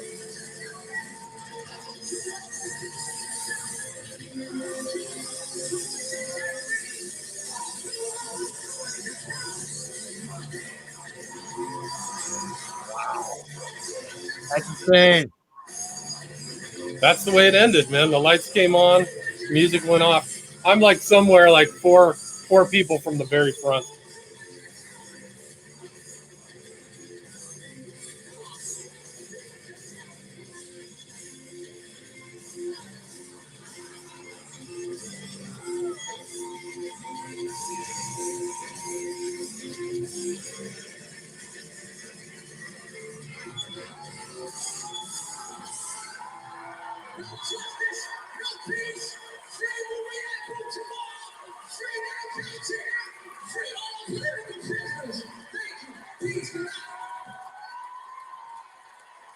Man, I mean, You know, it's like there's things that are fun, right? Maybe like how about we have like some of the biggest roller coasters right here in Ohio. Is that really good for you? You know what I mean? Like you're going some of those roller coasters, like the intense roller coasters, those are like jarring up your spine, you know, your back, you know, they're not really you may get a rush or a thrill, right? You know, but you know what I mean? Does that seem like a help? Well, anyways, I sound like some It just became, the most of those people were kids. They were teens or early 20s. So for them, that wasn't, it might not have been as, intense as somebody like my age. I would not want to even be close to that. I wouldn't even go to that concert. So, but at that age, maybe that's more fun. But you see that mosh pit? It was the whole freaking it's the whole yeah, entire yeah. bottom of the Oakland Coliseum. Yeah, it was really something else. Well, that's see, there's you lose. I mean, the crowd becomes an organism. You know what I mean? Right. And that's one part of I mentioned is this, you know, the distinction, right? You know, the individual programming and then mass programming. You know, dealing with the complex aggregates, right, of many different individuals, but then creating these systems, right? So, yeah, if you could play like clip 10 of that. Let's do it. All right. Well, a lot of the people who show up who are increasingly part of a problem. I mean, the problem is that communities in a lot of America, as you know, are pretty nailed down tight. Yeah. And when you come to town, it represents, all those weird kids who want to get into chaos. And crack that stuff up, and they're normally controlled. Here's a context where they can get together, and they're sick of their old family. Right. They've got this real hunger for, okay, I don't have a ticket to the show, but I can go hang out. Right. And then there are the people for whom that represents a big threat. That's true. Well, and they come into conflict. But at the center of it, don't you think that there's it's a desire for something that's hard to find? Well, America doesn't have enough stuff that speaks to the whole person. I mean, people. Okay. So right, that works. So then it goes to you. So that's Jerry. So notice just to break this down, right? You know, because it sounds like he's stoned, but he's very intelligent, articulate. He said, "We come." You know, they're threatening. I have a whole bunch of other stuff, but they say they're almost they're destabilizing the fabric, especially these small towns, right? Wow. It said people that they want a new family. They want a new family. They have a desire for a new family, and they want to invoke chaos, to crack open chaos. Specifically using the word chaos twice. So it's chaos. It's not probably with a K or whatever, but chaos, a very specific thing he's talking about, invoking the crack open the chaos. And so but you're leaving your family, right? It's the misfits, the odd people. And you're going into this, and you don't even have to go to the show. You hang out afterwards, you hang out with the people. But he's saying very clearly, we're invoking, it's like they're cracking open a doorway. Right. It's a reality doorway. It's, you know what I mean? It's like Lord of the Rings or one of those movies, where they hit the stone and the molten I am Sauron, yeah. But they're they're saying it right there, right? Okay, keep going. With just the next clip. No, but it is interesting. I mean, they are deliberate in their the culture they're bringing. It's not accidental. They've thought about it. And they're using specific words. They're not saying just having, rocking out, having fun, invoking chaos. Right. Invocation. Open right. Chaos. Yeah. Very specifically. Very specifically. It really is remarkable. And invoking is like a magical term. Like we're going to invoke or evoke. Like there's an invocational magic and evocational magic. So that duality is there. But the invoke is to bring from the outside, right? Evoke comes from the inside out. Yeah. Because there are all kinds of craziness that we've all seen, which has destructed and fallen apart along the way. Well, we're hoping that it works. I mean, we're involved in a society which is undergoing some really weird changes now. Right now, America is under the gun. It's being tested. I think, and the Constitution is being co-opted in a big way. And this whole thing of the war and all this stuff is just, I think that America is in danger of losing its adventurous spirit in the cause of some kind of illusion of safety or, And I'd like to point out, substitute law and order there. right, I'd like to point out that over the years we've lost a few, but our if you look at our our stats, we haven't lost any more than any other large group. Oh yeah. And by and large, the people in our group, in our family, are enjoying life a fair bit more than most other people. Yeah, that's right. And we have cultural depth. We get all kinds of stuff to chew on, to live on. Yeah. Well, that's our lives are interesting. Yeah, there's a lot there to enlarge you. Okay, so it maybe wasn't as you pause it there, maybe not as interesting, but there you're talking about. This is very subtle, a little bit, right? Talking about, so this is during the war, Iraq War, right? First Iraq War. We have war, but we're losing our adventurous spirit, and then this one maybe is not as interesting, but he says that also we have these. Let's substitute law and order. He's calling for the removal of law and order, right? Wow, right. Very subtly, removal of law and order. And then, but he's talking about war, and it says we haven't had that many more casualties in any large organization. Casualties in the whole dead family he's talking about, right? That whole movement, the casualties, almost like it's a war, whatever. Like a conflict or something, right? Yeah. Okay, you can play the next one. Okay. Wasn't as good, but. It's interesting. It just reminds me, like when I was like at the hotel working with these guys, they spend a lot of time like doing drugs, but thinking and discussing. Because I remember I used to get the room service, I'd bring it up there, and Mickey Hart would be on a couch and it would smell like weed, but they had intelligent conversations like this. So it kind of reminds me, like, I would just see them briefly drop off food, but when I was in my teens, but they weren't like, some other band maybe that had like Jack Daniels and were doing a bunch of shots and acting totally debaucherous. They thought they were thinkers, probably still are, right? So, absolutely, yeah. Go ahead. They need something to celebrate, and they need a context in which to celebrate things. They need something that fills the void that's left by the bankruptcy of religion and so forth. They need real. Joe Campbell used to talk about this stuff, and there's a need for ritual and for real joy and real bliss, real fun. And there always have been small road shows. Yeah. Provide that, and they're always regarded by the local authorities with some suspicion. With a lot of suspicion. Yeah, right. Wow, that's interesting. Who was the guy who made that? I don't know the voice. I can't. I believe it's Jerry and it's two of the guys. I think he made it's definitely Jerry and is it Mickey Hart or Bob Weir? One of the not Phil Lesh though, but one of those guys. So, but they're saying, I mean, just right there, it's a quick thing, but ritual.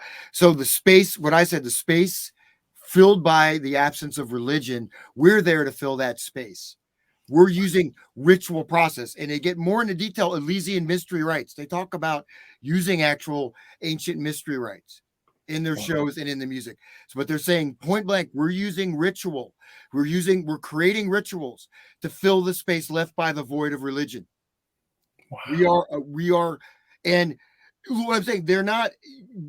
They know fully. When I talk about the ritual process, separation, initiation, and return. Right, the actual process of transformation of ritual. They're aware of this, right?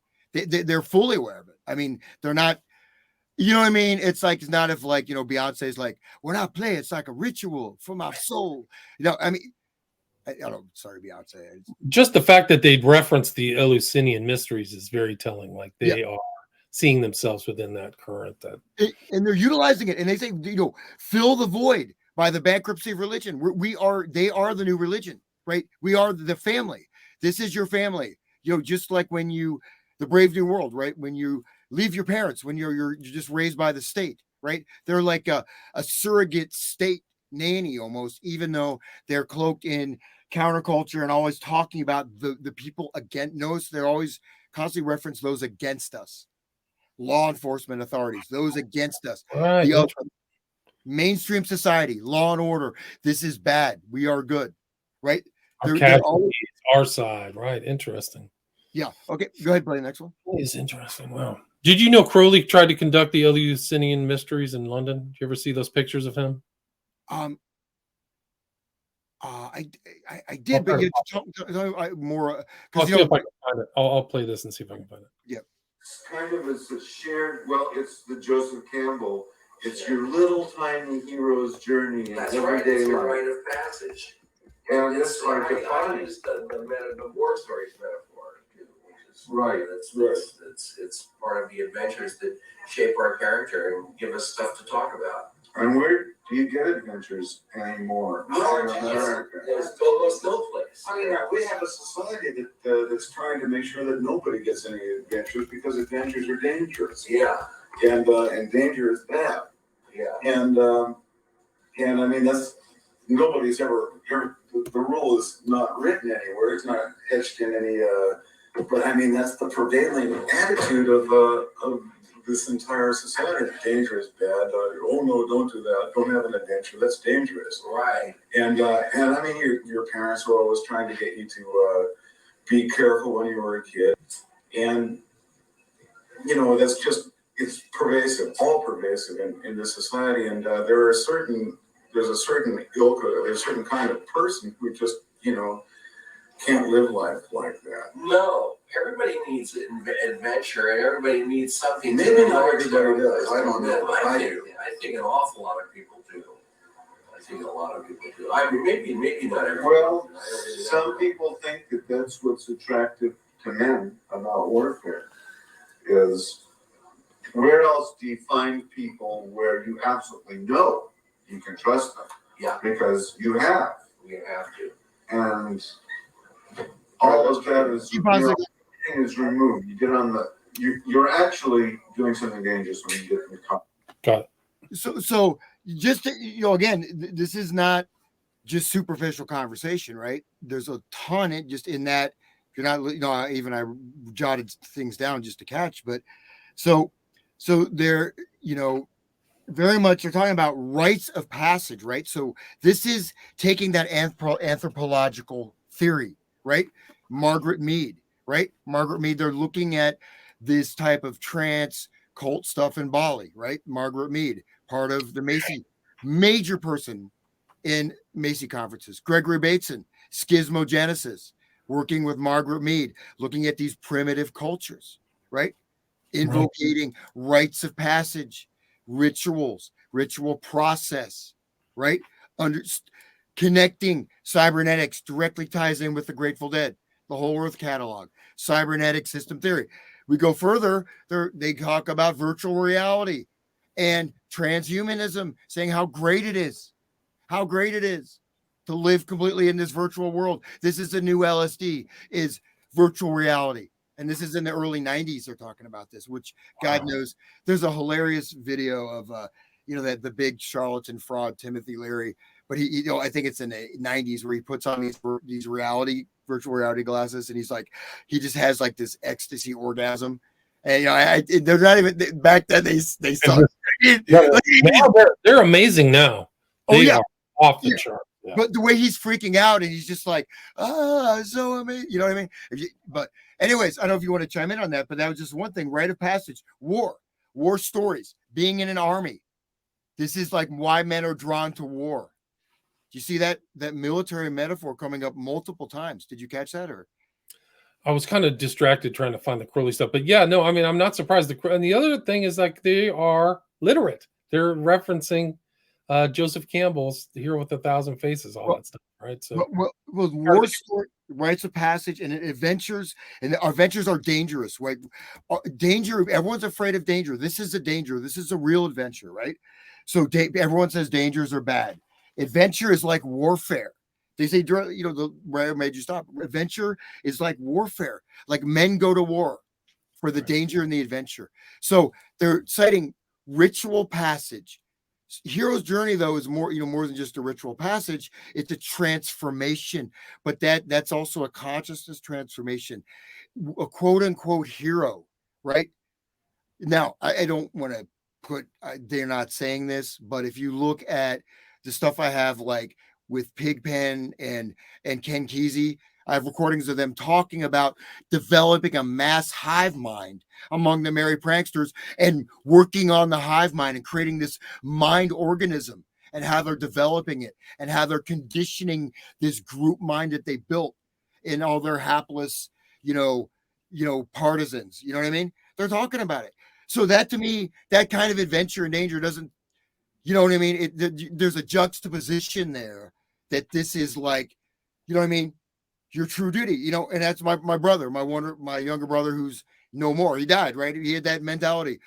The harder I live, the more hard drugs I take, the more danger I live, the more man I am. And that was the mentality, for a long time. The more drugs you are, the more man you are. You know what I mean? Like this, you know what I mean? Oh, like the more danger you're confronting, right?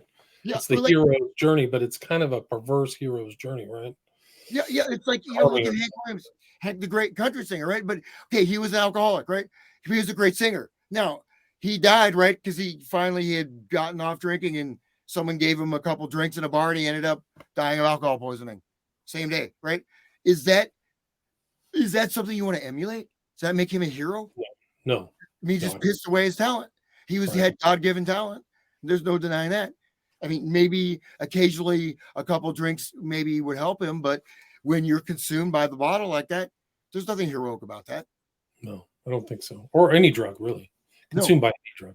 Any drug, LSD, or whatever it may be. But this is more, what I'm trying to specify is the drug is one thing, but they've created a family. They're pooling people. They're harvesting them from the small communities, extracting them like the Pied Piper. So true.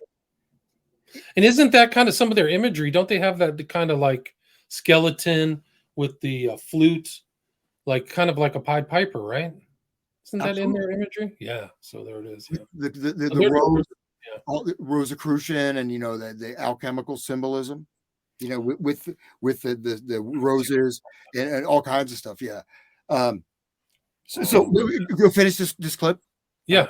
It just becomes like you're just totally opening my understanding up of the dead, which I didn't really know that much. But you have to listen. I mean, you can even rewind it a bit. You have to listen very carefully to what they're saying. You know what I mean? Because every word, when they say ritual process, rite of initiation, it's you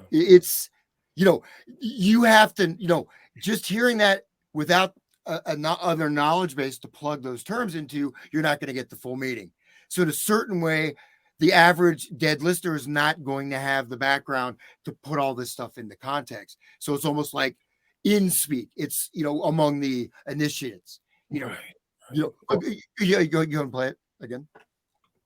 Yeah, you're getting on an airplane. Oh, sex. All of life. Everything is dangerous. Dangerous. But we pretend that it's not. That's right. Yeah, that's true. Right. But to willingly participate in an adventure which has danger, that has to do with getting together with your fellows to celebrate, right, has a certain fraternity to it, That's which true. I think radiates in all directions. The International Brotherhood of Crazies, because the pervasive attitude is that it's crazy to invite more danger into your life. Yeah, right. I mean, and we don't look at it like that. We're just inviting adventure into our life, and adventure carries a little baggage. Yeah, that's right. But most people, from what I can see, make the logical step that Well, you're inviting adventure, you're inviting danger, and inviting danger is crazy. And so you have what we have is this international brotherhood of crazies. Okay, Wow. pause it. So, but so in the context though, you go back, he's talking a lot about warfare, going to war. But think of rite of passage, hero's journey. Well, why should I invite danger in my life going to hear a rock band? You know what I mean? Like A good question. I don't know why. But then he says, they have this little sort of whatever, generic sort of homily, like, getting in a car is dangerous, sex is dangerous, flying. Okay, but what international brotherhood of crazies? Okay, inviting more danger in your life, but why should, unless you're cracking a porthole to invoke chaos, the invocation, the ritual aspect? What is the actual rituals that are being unfolded? They're very aware of rituals, right? There's all kind, so we could. I don't know.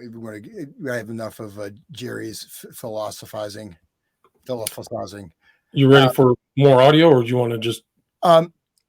Let's see. Okay. Well, we can just play one. We play one more. Do you want to go to a different number than this? I just keep playing. 28. One more. Just play. Inventing new reality. It's fine. Very symbols and the same stuff. Well, Symbolics. Uses symbolism. Well, I think the real problem is going to be the thing of Sorry, I think you went. making it look like too much fun. I mean, there's already some crackling around the edges I've heard of people who are afraid that it's going to be, the whole notion is going to be treated kind of like a drug. Yeah, there will be certain limitations possibly, or possibly legislation or something. That's the whole thing. So this is where this gets really interesting, I think. Yeah. The whole idea, the virtual reality idea, if you progress it far enough, it's like starts to transcend things like language. You know what I mean? It's going to take experience beyond intellect in some levels. You know what I mean? Yes. The thing of being able to share somebody's reality, which has so far been a matter of what communication is about. Cybernetics. A whole new leg. It's got the thing of being able to actually step in somebody's reality and walk through it like they do, experience it the way they do specifically. The implications to me are immense. I mean, how far can it go? I mean, if you go into a complete, like a cyberspace model of some kind, in which the discussion about the mind and the interaction between the mind and the universe is a holographic phenomenon. Yeah. That sort of Marilyn, what's her name's, Marilyn Ferguson's been sort of monitoring that discussion in the brain news and stuff. Yeah. I remember one where the headline was a primary reality, a numerical realm or something like that. Yeah. And the idea that, I mean, for example, some hypothetical, I mean, the technology is getting smaller like this. Eventually, would be a thing that you put on, that you would wear that would translate all of the material out here into some other kind of language, possibly other visual language, so that things would look the way you look. Wow. So keep going. So I mean, right there, so he even brings up communication, type of communication, using it in the terms of the cybernetic system theory. He says, step into a cyberspace module. This is in 1991 or something. Wow, yeah. Long time ago. And at the beginning, there's another clip. They're saying, they're going to try to make it illegal. They're going to try to ban virtual reality. They're going to say it like LSD. The man is going to stop us from having fun. They literally say that, right? The man will stop us and try to ban it. But they're saying, so a cyberspace module, primary reality, secondary reality. Okay, you step into someone else's world, go beyond language, meta language. They start going into, but then he said one thing really interesting. He said, which this is something most people wouldn't catch. So, Marianne Williams, right? Marianne Williams is pushing the Course in Miracles, right? Right. Course in Miracles, which was a part of MKUltra sub-project. Really? Yes, absolutely, man. Oh, I had no idea. Wow. Yep. Totally part How, of the. how do you know that? How It's all there. It's you can read the actual documents. Yeah. wow. I had also heard that it was supposedly channeled too, right? Have you ever heard that?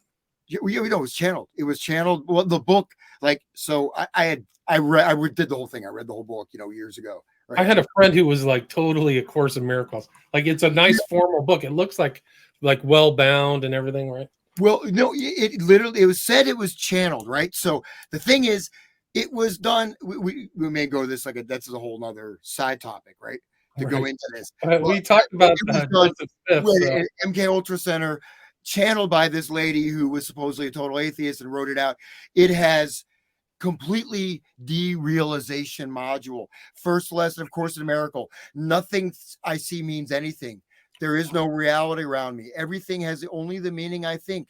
Only my bad thoughts make bad reality around me. Everything is an illusion. I mean, it's a total deprogramming. It's a total derealization state based with a bit of Christianity. It's a very fully worked through text. It's not, I would, even though it's claimed to be channeled, I would highly doubt that. But anyways, so one thing he said very interesting. He talks about Marianne Williams is someone I've heard she's not people that know her personally. Oh, I don't get sued. I mean, saying she's not quite exactly the peace and love person she presents herself to be. Presents to the public, right? To the public, she's not going to offer or whatever. But what he said is she is mediating the module currently for about this primary reality information topic. So that's like a term, high level. This is someone you'd say Marianne Williams is out there selling her books or sharing God's love. You wouldn't say she's mediating a particular module based on these different reality modules. Primary reality one being totally numeric, numerological, just numbers, cyber. Wow. And he calls that's why she runs for. One. That's why she runs for president and does everything. She just wants to be in the public, right? But Jerry's talking about her as in a different role, right? Okay. When he says it's like that's her role behind the scenes, she's doing this. Primary reality one, which is only numbers, which is the cyber control grid, which is a transhuman control grid that's being descended upon all of humanity. Okay. I mean, it may sound like I'm making leaps here, but I'm not. It's just you have to listen very closely. The way he uses communication, he's using it in the terms of cybernetics, system theory, not as normally we'd use communication. He's using it. That just caught me. I didn't hear that before, but saying primary reality one, it's numeric, basically system code. And Marianne Williams is currently pushing this, mediating this module or something, which sounds like, you know what I mean? So this is almost the way the handlers are going to talk about what they're deploying on the masses, right? You would normally say that about. Okay, sorry. I hope I didn't freak out too much. No, I'm just like blown away. I didn't know that this is part of MKUltra. That it was, because I just know people who've really like Course in Miracles is the most amazing thing I've ever seen. Well, I'll tell you the truth. Like I got into that. I was in college, right? My family member gave it to me, and I went through that whole thing. There was points where I think it was really good, but it definitely. Because it's like a module, right? You're supposed to go through every day. You have a different lesson. You read the lesson and you apply it all the time. You do this self-corrective. Nothing. This doesn't mean anything. This chair means nothing. This chair, there's no meaning except only meaning I've given. This pen doesn't mean anything. This human being is not a human being. It's just something I'm imagining. You're supposed to do that throughout the whole day. It's like a self-programming module. I feel really bad for people that get caught up in it, and then when you look at William Helen Schumann and all that direct connect, I mean, it's not like it seems like an MKUltra program. It is, for sure. It is. It was done right at the time of the MKUltra things. I'm reading this right here. It was 1965 to 1972 is when it was written. So right around the time of all this stuff. Yeah. And they were working, and I had, I know we're kind of, we're hitting sort of the time here. So maybe you want to say a few more things and I'll do like my big, like fireworks finale. If I can. Yeah. I mean, do you want to try to get done with this audio? It's about 4 more minutes and then you can just wrap it up. We can do a part 4. Yeah. Okay. But just play it. It's worth hearing. So let's play it. material out here into some other kind of language, possibly other visual language, so that things would look the way you wanted them to. Reality would behave the way you wanted it to, whether it did or whether it really did or not. It's the question of what's real and what isn't starts to get real mushy right there. If everybody's experiencing completely subjective realities based on their own temperament or whatever they want, including however far you wanted to take it. Now, this as far as Pause for her. Pause it. So this clip is really, really important, right?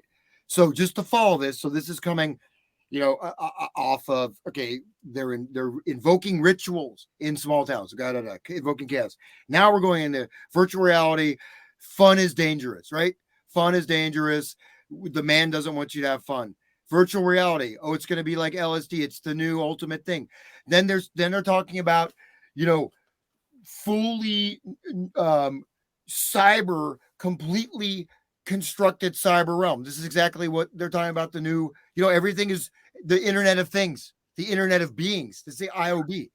Now we've gone from that to saying we will develop going beyond any language, which means that, okay, this is very important to parse this out, right? That's, like I said, this guy's a smart son of a gun. He's not, he's highly intellectual, Yeah. It's almost like but so when we look at going beyond language, right? So there is, there is experience, right? Of course, we have to take, first of all, is danger bad? Is adventure bad? No. So we have to sort of pull apart some of these little traps, which are basically, it's sort of the belief says, but it's a trap. If you don't understand where they're coming from, you won't be able to unravel it, right? They think this is great. They don't think this is bad. They think this is wonderful. But so going beyond language, what they're talking about going beyond language is not really going beyond language to the experience. It's almost devolving to where you are completely, language is no longer shared between individuals and society. It's no longer a bridge. It's just, you're just in your own head. You're in your own complete subjective world. And this being the full world that will be imposed upon the whole planet of this total subjective space. Okay, play it from on, but that's what they're talking about. So listen to this. You can start this over again. Nada's writing in the comments. He says, absolutely nailing it. This is a great interview. Thanks for bringing it. I can't wait to go back and watch the first two parts. So thanks, Nada. Nice comment. Let me play. Away from something or getting towards something, like getting away from something if you're a ghetto person. Yeah. A nice soft experience like heroin, Right. The objection there seems to be the idea of getting away. You know what I mean? Right. Like what is it all about? So I see basic objection about going on with this virtual reality. If you take it for it, I mean, the whole thing is that it eliminates a lot of need for all of the other things that we put so much energy into all this time. Communication on every other level. On this, I mean, I'm a musician. Right, they're smart. Well, no, but see, they're talking about movement. So I think I did something with Sean the other day, but I was talking about this conditioning. We go back to the basic conditioning, right? Excitatory, inhibitory, nervous system, right? Pleasure and pain, away or towards, right? So we're talking about basic he's talking about mental conditioning, Pavlovian conditioning, stimulus operant response conditioning when he says that very clearly, because he says someone in the ghetto wants to go away from their world and they get a very soft experience like heroin, and people say it's bad to move away. He said that, right? He said, right. Go ahead and take heroin, and the man thinks it's bad because but talking about moving away, dissociating from reality. You're dissociating, and everyone says it's bad, right? And so we need to go beyond communication. He said many things we had before won't be necessary. You don't even need to be able to talk to people anymore. You'll be fine just floating in your own subjective soup, floating in your own, hallucinogenic, holographic, virtual reality world, just like, like that, with no more. You don't even need to talk to people anymore. He's saying these things we put so much, we don't need them anymore. We can just be in our, we'll keep landing. We'll be in our tubes. We'll be happy in our little vats. It's Matrix, baby. You live in the smart city, right? What's that different if you're in the smart city? You have to eat your friggin' bugs. You get to watch Klaus Schwab on your view screen every day. Good morning. Enjoy your bugs. You have 20 social credit points today. You can go 10 miles. You get miles of driving today. You could have one hug and then oh no, right. you had negative thoughts, so you're not allowed to leave. But then you can go. You're in this bitterly cold apartment. There's no electricity for it's eco-friendly. You're eating bugs. It's you don't own anything. Your neighbor can just come and take your bicycle if they want. Seriously, that's what they say. You own nothing, right? But right.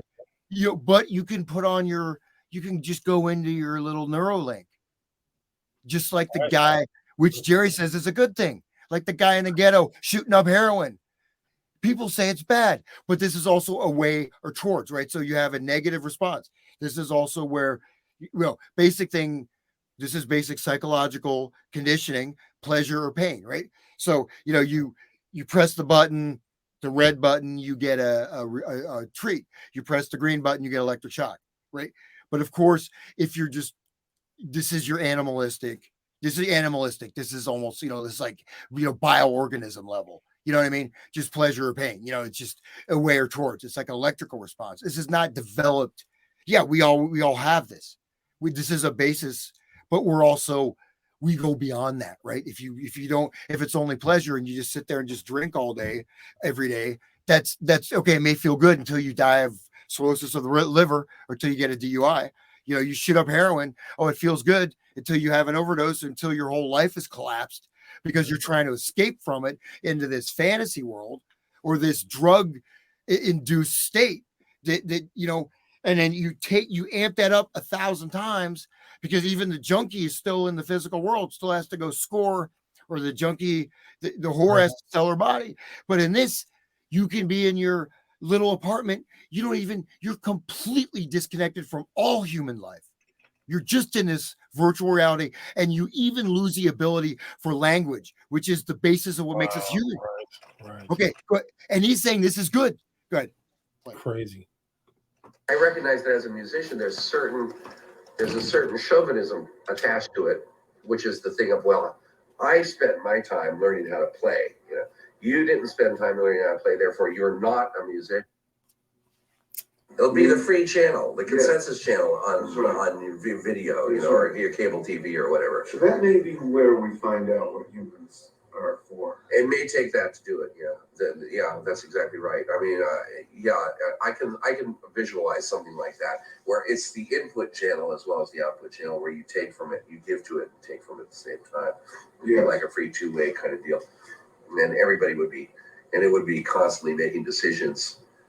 Microsecond to microsecond. Pause. Wow. Switching around. Dude, he's literally talking about an externally programmed consensus reality that you are also an input into, and you're also an output. You're being controlled. That would be changing the microsecond, right? So not only that, you would never be able to get out of it. It's like for a Christian, this is like the beast system.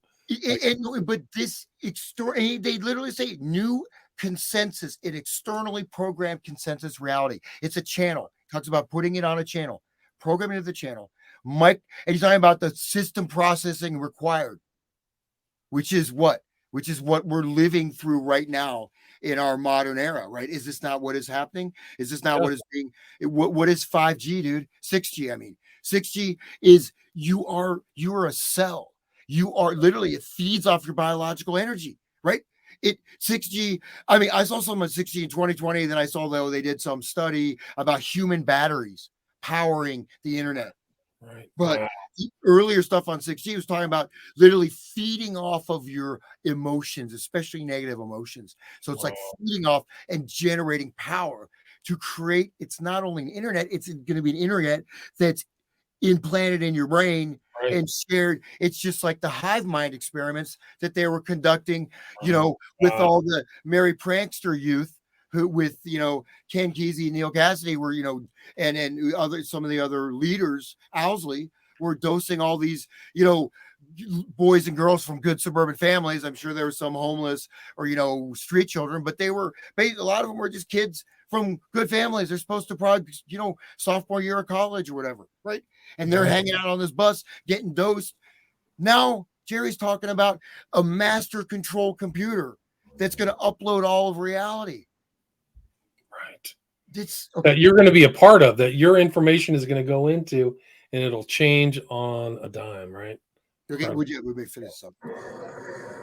Doing stuff of its own, so you'd enter yet another random element in there, and then see what comes through the spaces. And my feeling is that there is a coherence there, but it's not recognizable through normal frameworks. You need a hyper normal framework. Yes. So that is you need to jump to hyper normalcy. Well, there are always a few people who are hyper normal. Absolutely, that's exactly right. I think everybody experiences them here and there. That's all. It's just we don't have good language for speaking about them, really. And that's right. Well, but that's what a lot of the semiotic soup that the deadhead culture has. There's a lot of semiotics. Okay, I mean, so literally, okay, I almost out of time. We just leave it there. That's all right. We can go over, but okay, we'll just I'm getting the let's get through this audio. I mean, there's a lot here. Like they're like scholars. They're like intellectual scholars. He just mentioned semiotic language system theory of sign and meaning. So this is psycholinguistic talk, semiotic system theory in the deadhead semiotic system. Incredible. System of meaning. This is psycholinguistics. This is military mimetics also. He just talked about military mimetics. How many people know semiotic system theory, right? 1 in 10,000, maybe. I don't know. Yeah. Okay, go ahead. I won't interrupt. How many people know semiotic? Just the word semiotic, right? Yeah. Okay, go. Beings anatomically for several 100,000 years, wandering around, hunting and gathering. Yeah. And then suddenly, at the same time, they started painting in caves. Right. They started multiplying. So what this paleontologist that I quoted has the theory that the first art in caves were really psychedelic experiences. Yeah. And the reason that they were is so that because the tribal encyclopedia, the amount of information that people needed to know in order to move to a new way of life, suddenly increased. That's right. Yeah, that's a good notion. Yeah, the point is there's more information now than you can pass along comfortably in an oral tradition. Say a strictly speaking culture has a problem. Nobody's delineating. Nobody's concentrating. Right. There's a lot of extraneous stuff, like for instance the satellites that measure the atmosphere. Yeah. There's billions and billions and billions of bytes of data. Only maybe 2% of which are actually useful. They don't know what the rest are for. They don't know what good they are. That's right. The people want to play through that. Fill up tabs. That's Owsley. And anyway, who knows? Or keep going, sorry. Oh, sorry. We got 36 minutes left. For sure. Seconds left. How Sorry. complex or how uncomplex the ancient people's lives were. They may have been in many ways as absolutely full and complicated as anything anyone knows. I don't think there's any reason to assume they weren't. I mean, if you look at some of these cultures now, and there's still a few of them. No, that's true. See, but that's what I mean about the singularity. Yeah. That's singularity. The entire human race faced a singularity when one small group discovered technology. Right. We can live a different way. Right. Eventually. Right. That's it. That's all we can do. I've got other more. So some of that's the real heavy touchdown of that. So what they're basically talking about. Okay, semiotics. Talking about human beings have been anatomically the same for 100,000 years, right? And you're talking about the singularity, right? So in a sense, they're using the psychedelic LSD. It was almost like a model for the virtual reality.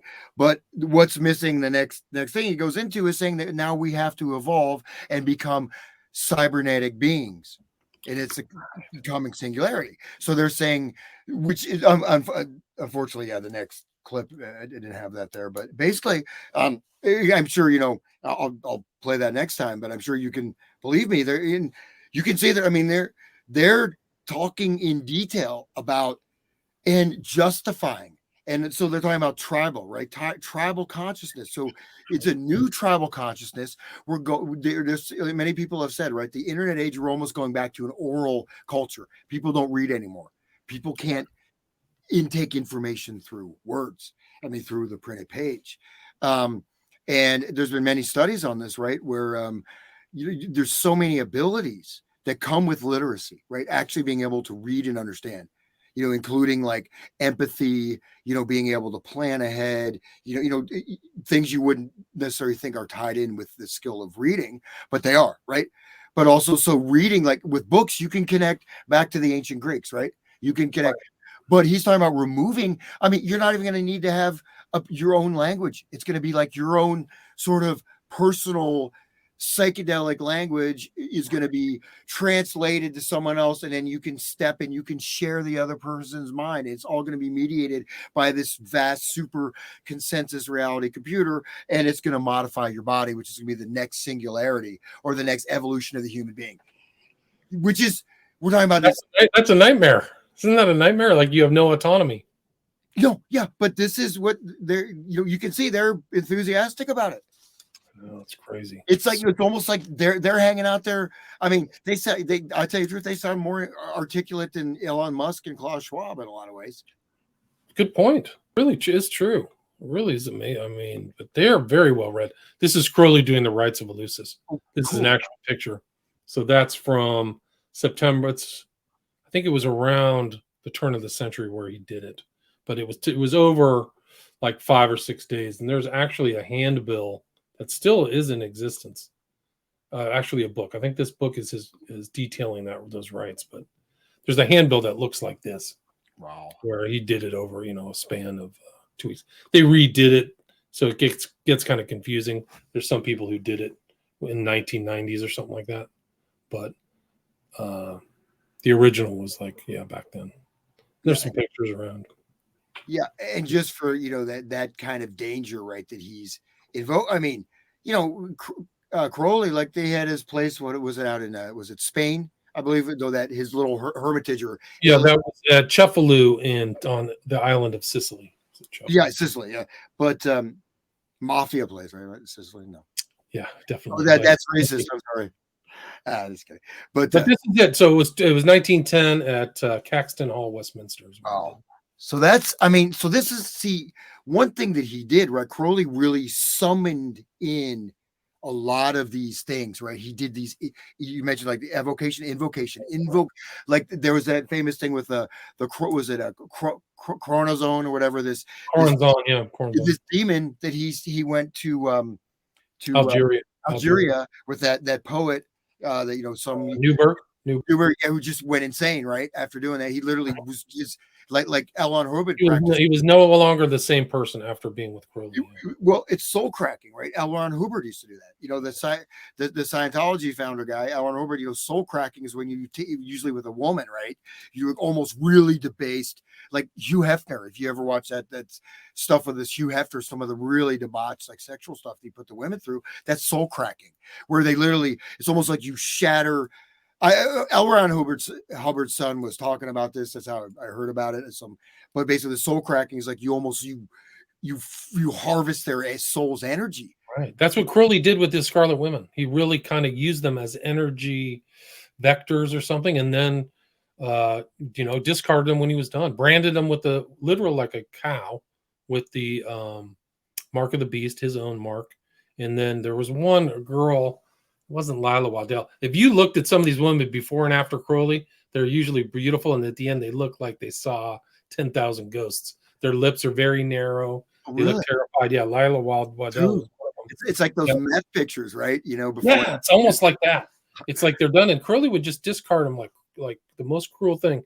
But Hubbard's soul cracking, there's a description of it in my book, Children of the Beast. Okay. When it gets graphic, he would take a woman and lie on top of her and stare into her eyes. They're awake. I mean, engage in kind of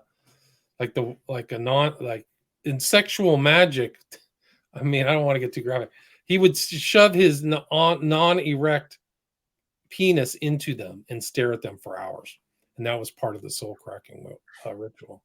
So if you're a woman, like, what the F is going on? They're just totally feared, terrified, and that's how he would draw his energy. Like, there's a woman who actually told her story of that's what Hubbard did. So they're monsters, yeah. Well, just to throw just a couple points, just to tie this in just a little bit, is that so Hubbard, right, connected with who? Jack Parsons, connected with who? OTO, right? And Robert Heinlein, who used to get invited to, Jack Parsons, LA jet set, sex parties, occult ritual type of things. Robert Heinlein was hanging out there with Jack Parsons and all those guys with L. Ron Hubbard, and then writing and then so we won't hit this today, but you find a lot of this mind control stuff, or even MKUltra. There is a little bit of bubbling occult stuff, here and there. Organizations, even that hypnotist guy who was, they say, Oswald potentially hypnotized Oswald, so he was connected with David Ferry. Yeah, he was connected with this like Catholic church that did like satanic sacrifices or whatever, and so, whatever, all over there.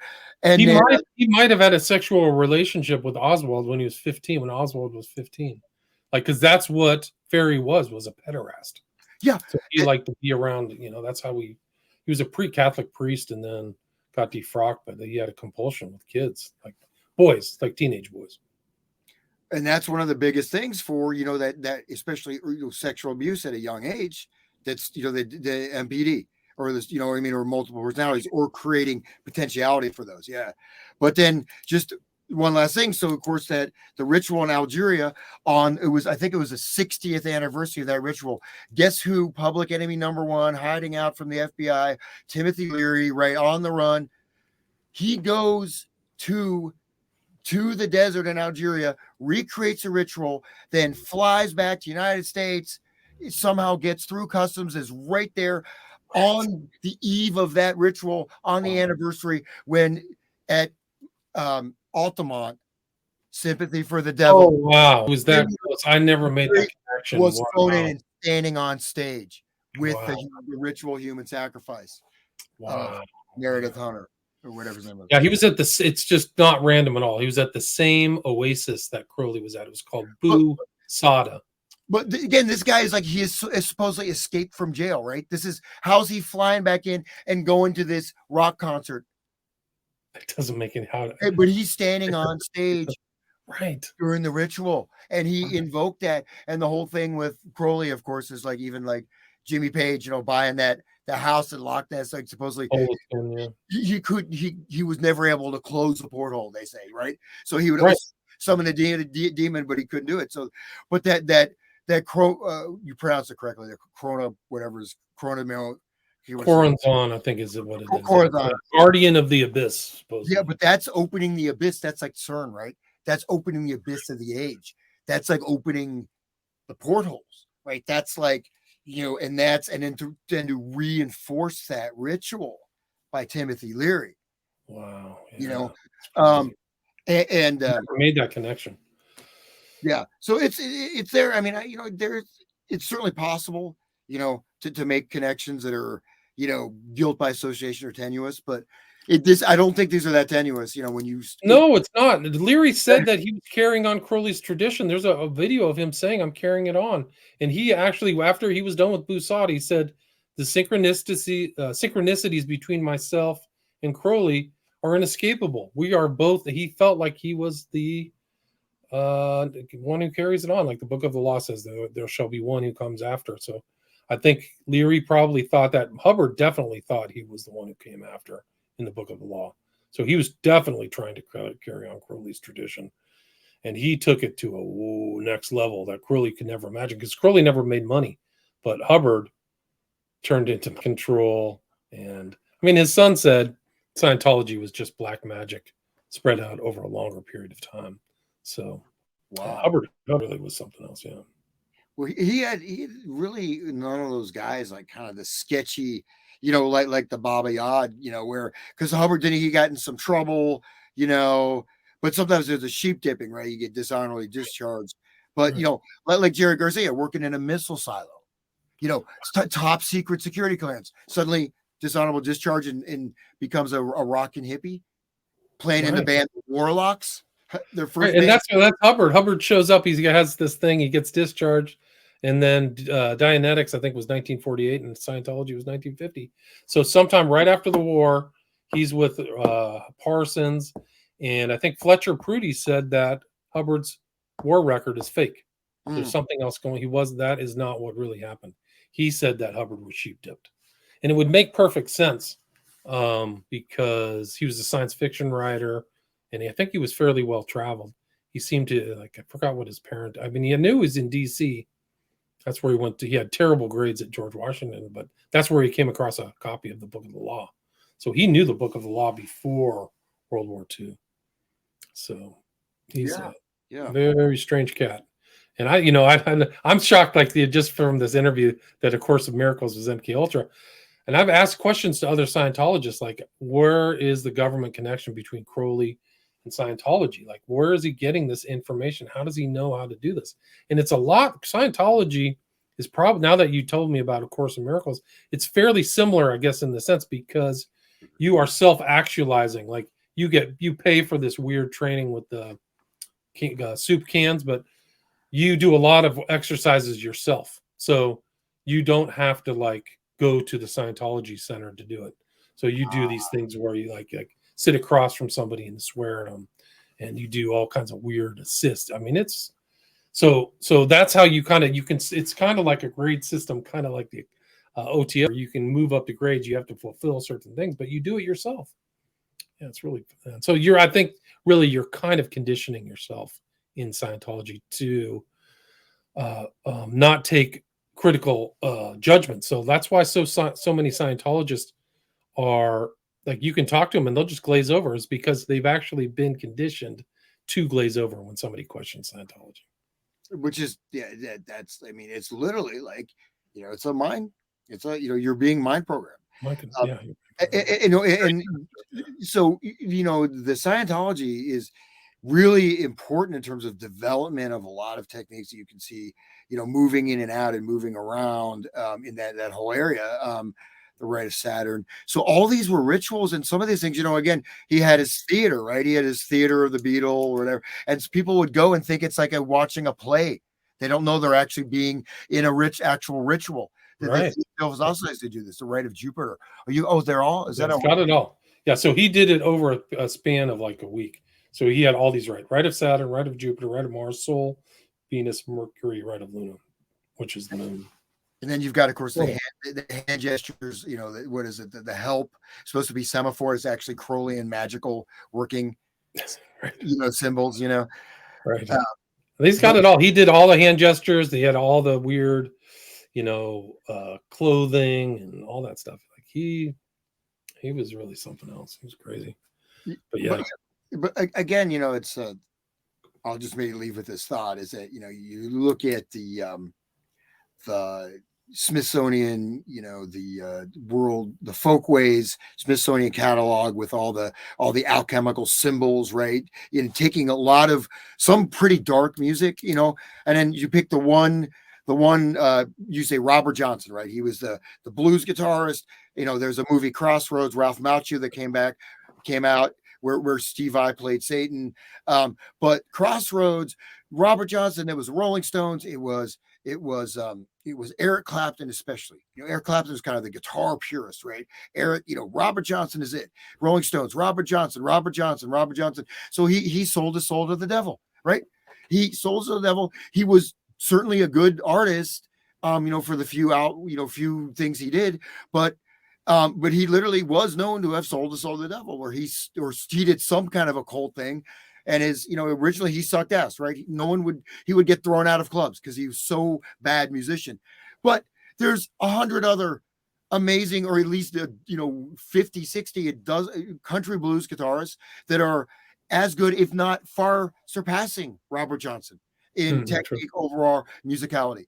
Why was he chosen as the archetype of all rock, Robert Johnson? No. Right. And now if you're into mysticism, right? You want to get into spirituality, you want to get into occult stuff. Okay, say someone like Manly P. Hall, okay, Even, Blavatsky isn't that bad, or there's all kinds of different, occult things, if you want to get into spirituality, right? There's many things. Why choose Aleister Crowley, who was an absolutely diabolical, evil human being, completely founded on the lowest basis, whether you believe or not in spiritual energies, but really, just being completely selfish, right? You don't care about anybody else, use anybody, but completely evil. With a record of being totally evil, right? How come all these people were following Crowley? You know what I mean? Like, why? The Beatles, Some kind of dark attraction, right? Yeah, but he's still. From Ozzy Osbourne, Mr. Crowley. Like, this guy's still. How many people are forgotten? Why don't people follow Rasputin? We go, play something. Like, show these women. Can you make that right? So that's Lila Waddell. That's the mark of the beast that Crowley put on her chest, branded on her chest, and she looks beautiful. She was kind of exotic. I think she's half like Maori or something. That's her before, and this is her after.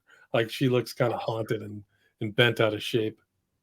Dude, she looks like a ghost. She looks like she's possessed by a demon, dude.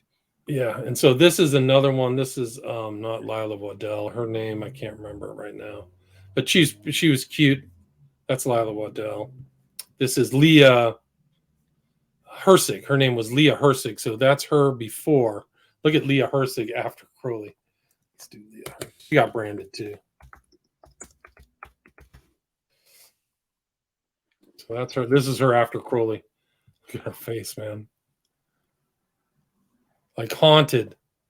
Before, cute, young. Look at the eyes. Kind of nice eyes. After, done. Thin-lipped, haunted, man. Like she saw freaking 10,000 ghosts. And then, also, she's posing for a picture, so she, probably trying to put her best. My God, she's devastated.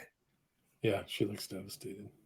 But it's like people. But she got it tried. She like paint me as a naked. She said stuff to Crowley like really creepy. Like she was ready to go all in with Crowley, and she did for like 5 years, and then he abandoned her. And then she just kind of got lost from history. Like nobody really knows what happened to her. This is her on the right. Anyway, so those are just like tragic. Every person who's associated with Crowley ends in tragedy. Even Crowley himself, like nobody ever comes out like, right, there's deaths and madness. And he admitted to it. Like he would tell people, he told one guy, Lance Sieve King in like the south of France, everybody who crosses me is either dead, poor, or in a mental institution. Like he bragged about it. Like that's what yeah. Anyway. Well, you saw that when you were scrolling through that picture of the crossroads. They have a big look at that icon there. Yeah, that was it. That was the crossroads where it actually supposedly happened. It happened, but look at they put up. It's not just like there's a big like a memorial there for that. Right. Like it's a place to go to. Like it's a travel location. Yeah, there it is. It's part of the rock. It's been embedded in the culture or the ritual, right? Yeah. And if you look at the way the Grateful Dead talk about this, it's the semiotics, right? So 61 and 49. Well, let me look at that a little closer. It's kind of a weird. Which picture? This one? I just want to see what the thing looks like. I may have to. There may be some weird. It's south of Memphis. I think it's like a couple 100 miles or 200 miles south of Memphis, Tennessee. Maybe I'll look at that. There's something there, but still, it's like it's a little bit. Because there's lots of great Bucka White. Who knows Bucka White? Lemon Jefferson. I've never heard that name. I don't even know who that is. Well, he's great. He's one of my favorite, the country blues guys. But these people are totally forgotten. You know what I mean?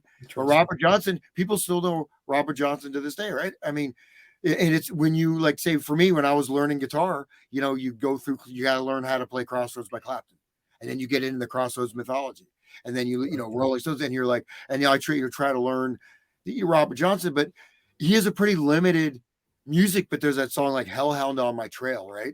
So that has that song, his voice sounds like the eyes of the women, the Crowley Scarlet Women. Right, yeah. It's got that like creepy, eerie. Yeah.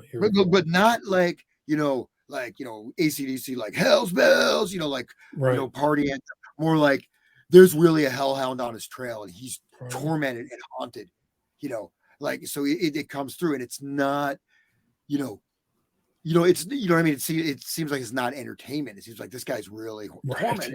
Guys are So done. why you want By to the way, model? I went down to the crossroads, got down on my knees. What's the lyric? I went down. I can plug up my guitar, play it. Maybe it's went down to the crossroads, fed on my knees. Asked, oh boy, will you take old Bob if you please? Yeah. You can't run, you can't hide. But there's Hellhound on my trail, which is a little later, which is, and that's. But this connects with all the Voodoo, Voodoo, Santeria, that some of that stuff that survived. I don't know if there's a. I guess there's Clapton's lyrics. Cream, But all the same one. why don't they showing Robert Johnson's lyrics? Because it's written by Robert Johnson. But Crossroad Blues, that was it. Fell down. Ask the Lord have mercy, save poor Bob, if you please. Yeah.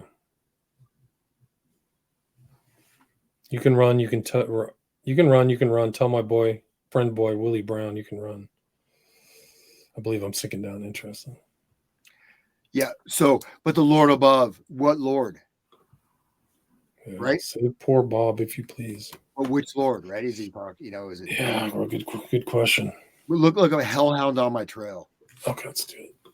But that song, there's not much there in the song itself, but it's the legend and the act, the ritual, right? We just play it, maybe. Let me see if I play it. We can go out listening to Hellhound on my trail. How about that?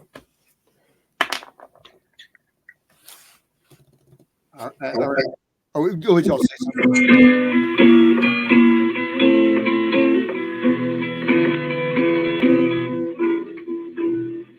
I got to keep moving. I got to keep moving.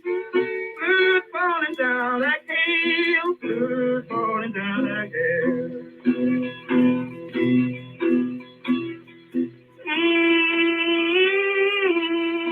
Good falling down that hill. Good falling down that hill. And the day keeps on me. But hell on my trail, hell out on my tail, hell out on my tail.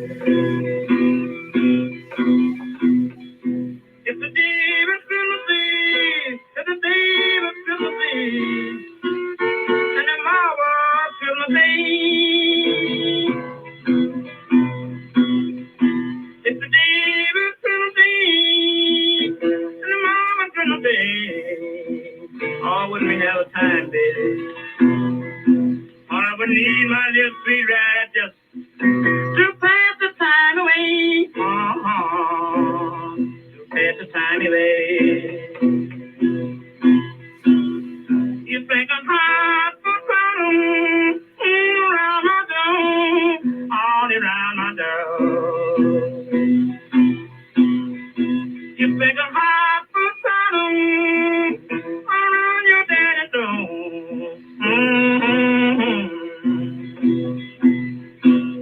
It keeps me around in my right arm. Every old place I go, every old place I go.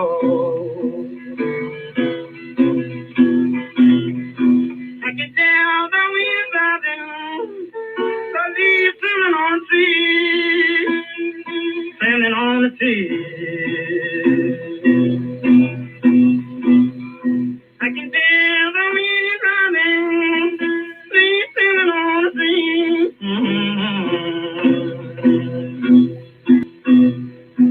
Oh, I need my little sweet woman, and to keep my company. My company. So That was it. Hans, how do you want to bookend this? Do you have anything you want to add? Anything?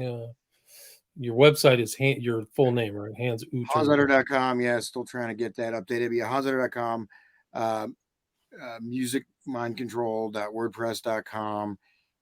And shoot me an email. I'll have some products up hopefully when I get this I try to get a web design out in India, dude. They're charging me $12,000 for a website. I'm like, dude. Oh, you got Yeah, you're not, you know. So, anyways, we'll see. But yeah, you need to go on to Fiverr. Try Fiverr. You can get a website for cheap. okay, all right. If I have Fiverr, sounds good. Yeah, Fiverr.com. Yeah, Yep. and it'll be a set price. You won't have to like deal with somebody far away. And the other thing is that these guys have already done work, so you already know that they've been in the Fiverr system. So, okay. If they don't get those high amount of 5-star reviews, then don't move on to the next one. But you should be able to get a very quality one cheap. But again, Hans Uter, thanks so much. This was episode 3 of what you call, let's see, I called it MK Ultra for the masses. Fine. You're the boss. Well, no, I should have used your title. That was a mistake on my part. That's okay, man. You know, you're in the top 0.05%, man. You know, so I just I cede to your judgment. So. Well, it's just easier, I think, to what was your full title? Yours was MK Ultra. Let's go back to the beginning here. MK Ultra, music is the weapon from Manson to the Technotronic control state. I like your title much better. So the next one. All right, man. Thanks so much for your time. Really great interview. Amazing stuff. I had no idea about A Course in Miracles being part of a program, U.S. program. That's incredible. No, that shows you how deep that stuff goes, man. You know, like thinking about how much there was a huge amount of resources put into this. It wasn't, you know. Yeah, it wasn't like a small thing. It was millions and millions of dollars and spread all throughout universities and some of the smartest people ever. You know, all the doctorates and stuff like that. So, thanks so much for your time. Really appreciate it. Let's do it again soon. You're welcome, William. Thank you. Cheers.